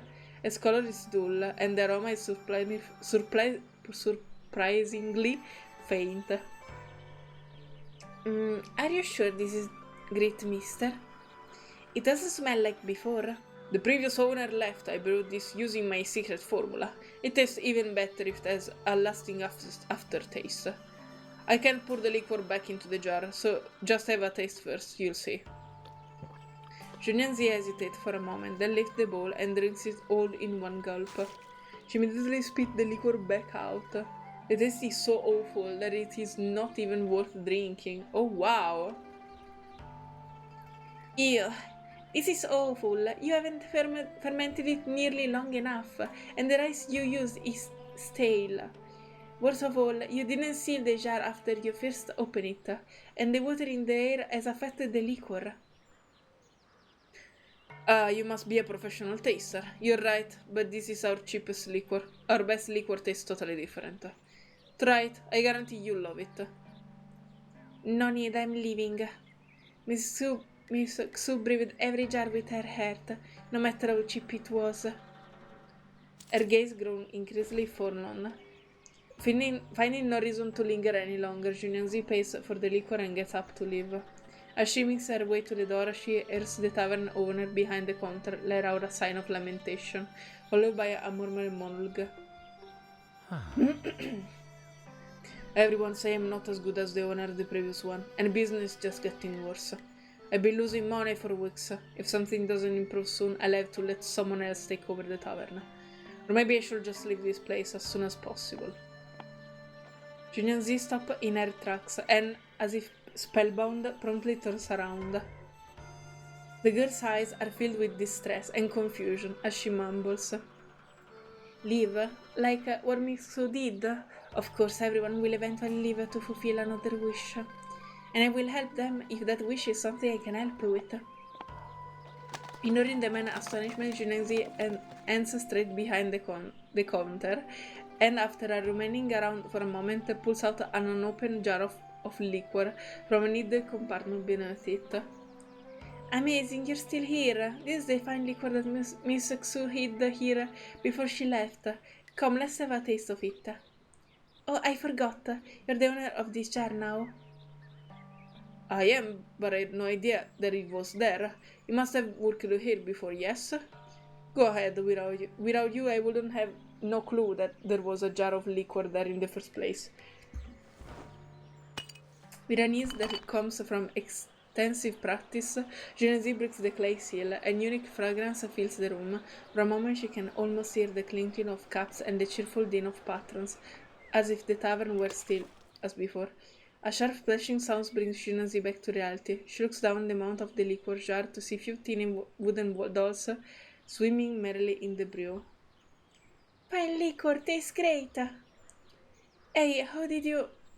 This mischievous wooden figure have chosen this precise moment to appear.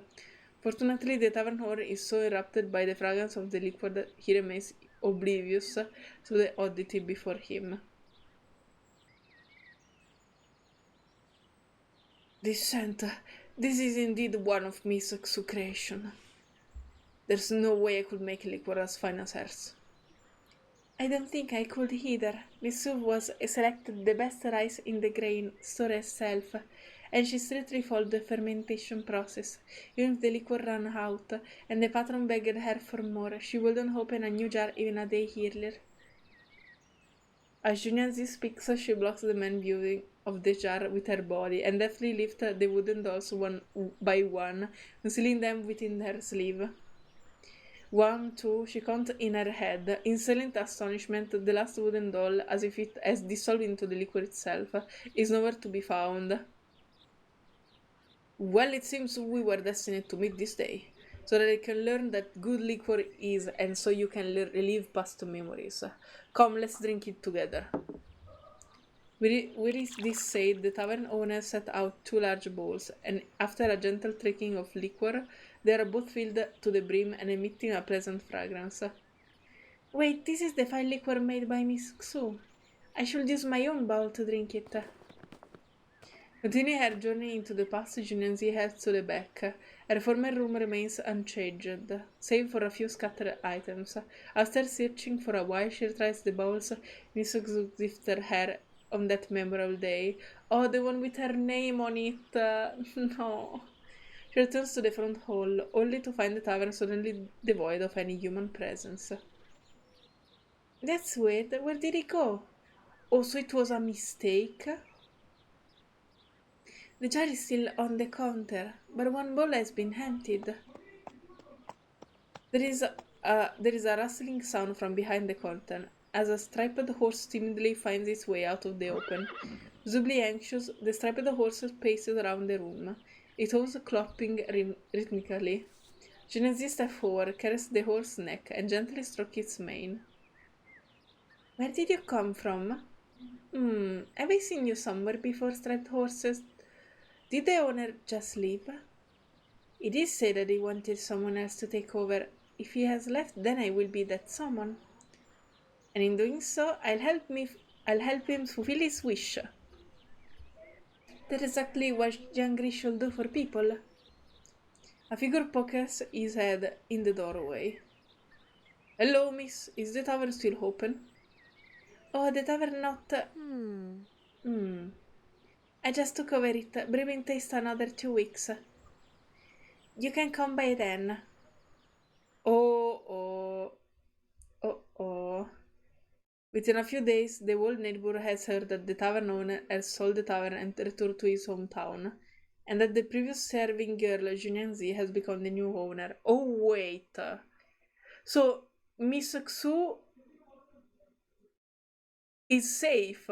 She wasn't transformed into a Lushu, because she discovered it right now. So when they were talking about the previous tavern owner, they were talking about this man.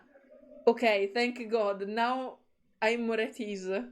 Well, this is not good in any case, but at least she didn't transform Miss Xu. And then the previous serving girl, Jiu Niangzi, has become the new owner.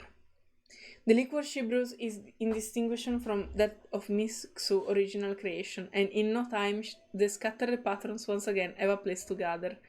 The tavern is bustling all day long, almost identical to how it was before. This is the authentic Great Mist. It's the best in the city. Hey! Jiu Niangzi, 2 balls more. Coming. Don't rush me, my hands are full.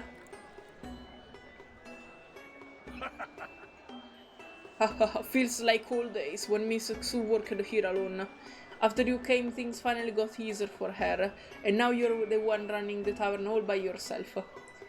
I wonder if there will be another little lady to come help you, just as you helped Miss Xu. Don't forget to make rice buns when you're not busy. By the way, where did the striped horses of yours go? The one that used to stay in the country yard? Oh, the horse, I have no idea. It escaped days ago. If you see it, let me know. Oh no. But let's not worry about that for now. It's time for a drink.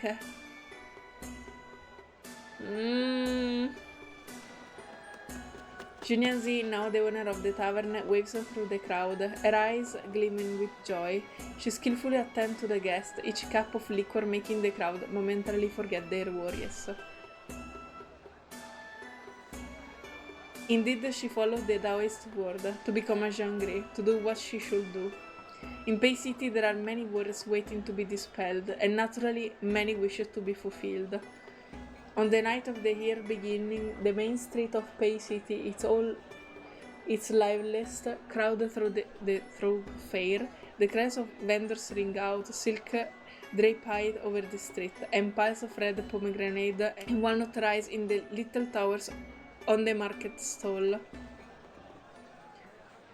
The end. And this is the story of how Jiu Niangzi became the villain.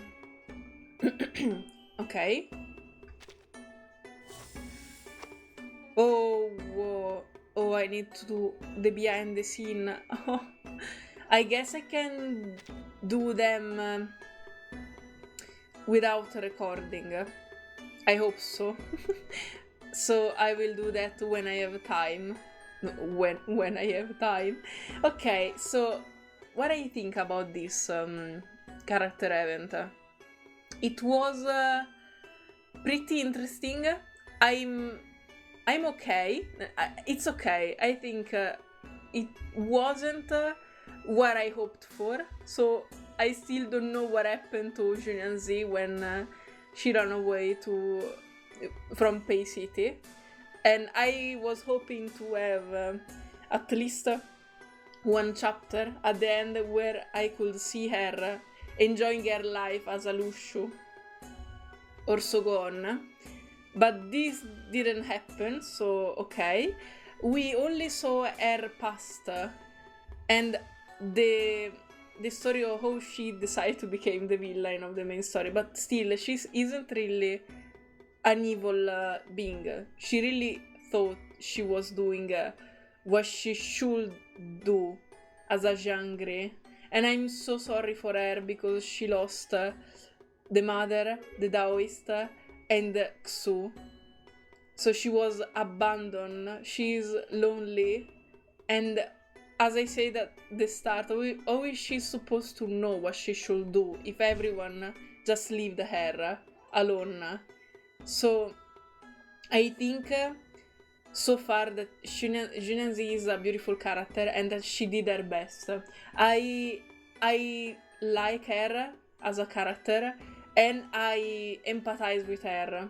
Maybe could have other meanings behind it, but as I saw in the main story and as I can see in this character event, she didn't mean to harm anyone. She really thought she was doing what she was supposed to do and the best thing she could do. And in the end, she still have feelings, and I like her even for this because it's impossible to not have feelings. When you desire to become someone or something, or when you want to help someone else, these are feelings in any case. So it's a little strange, the concept of the XIANGRUI not having feelings and so on. Okay, this was all for this video. Another video of 2 hours and a half. I'm so happy. And let me know in the comment what do you think about this character, what do you think about this event in general, and we'll see each other on the next video. Bye bye guys.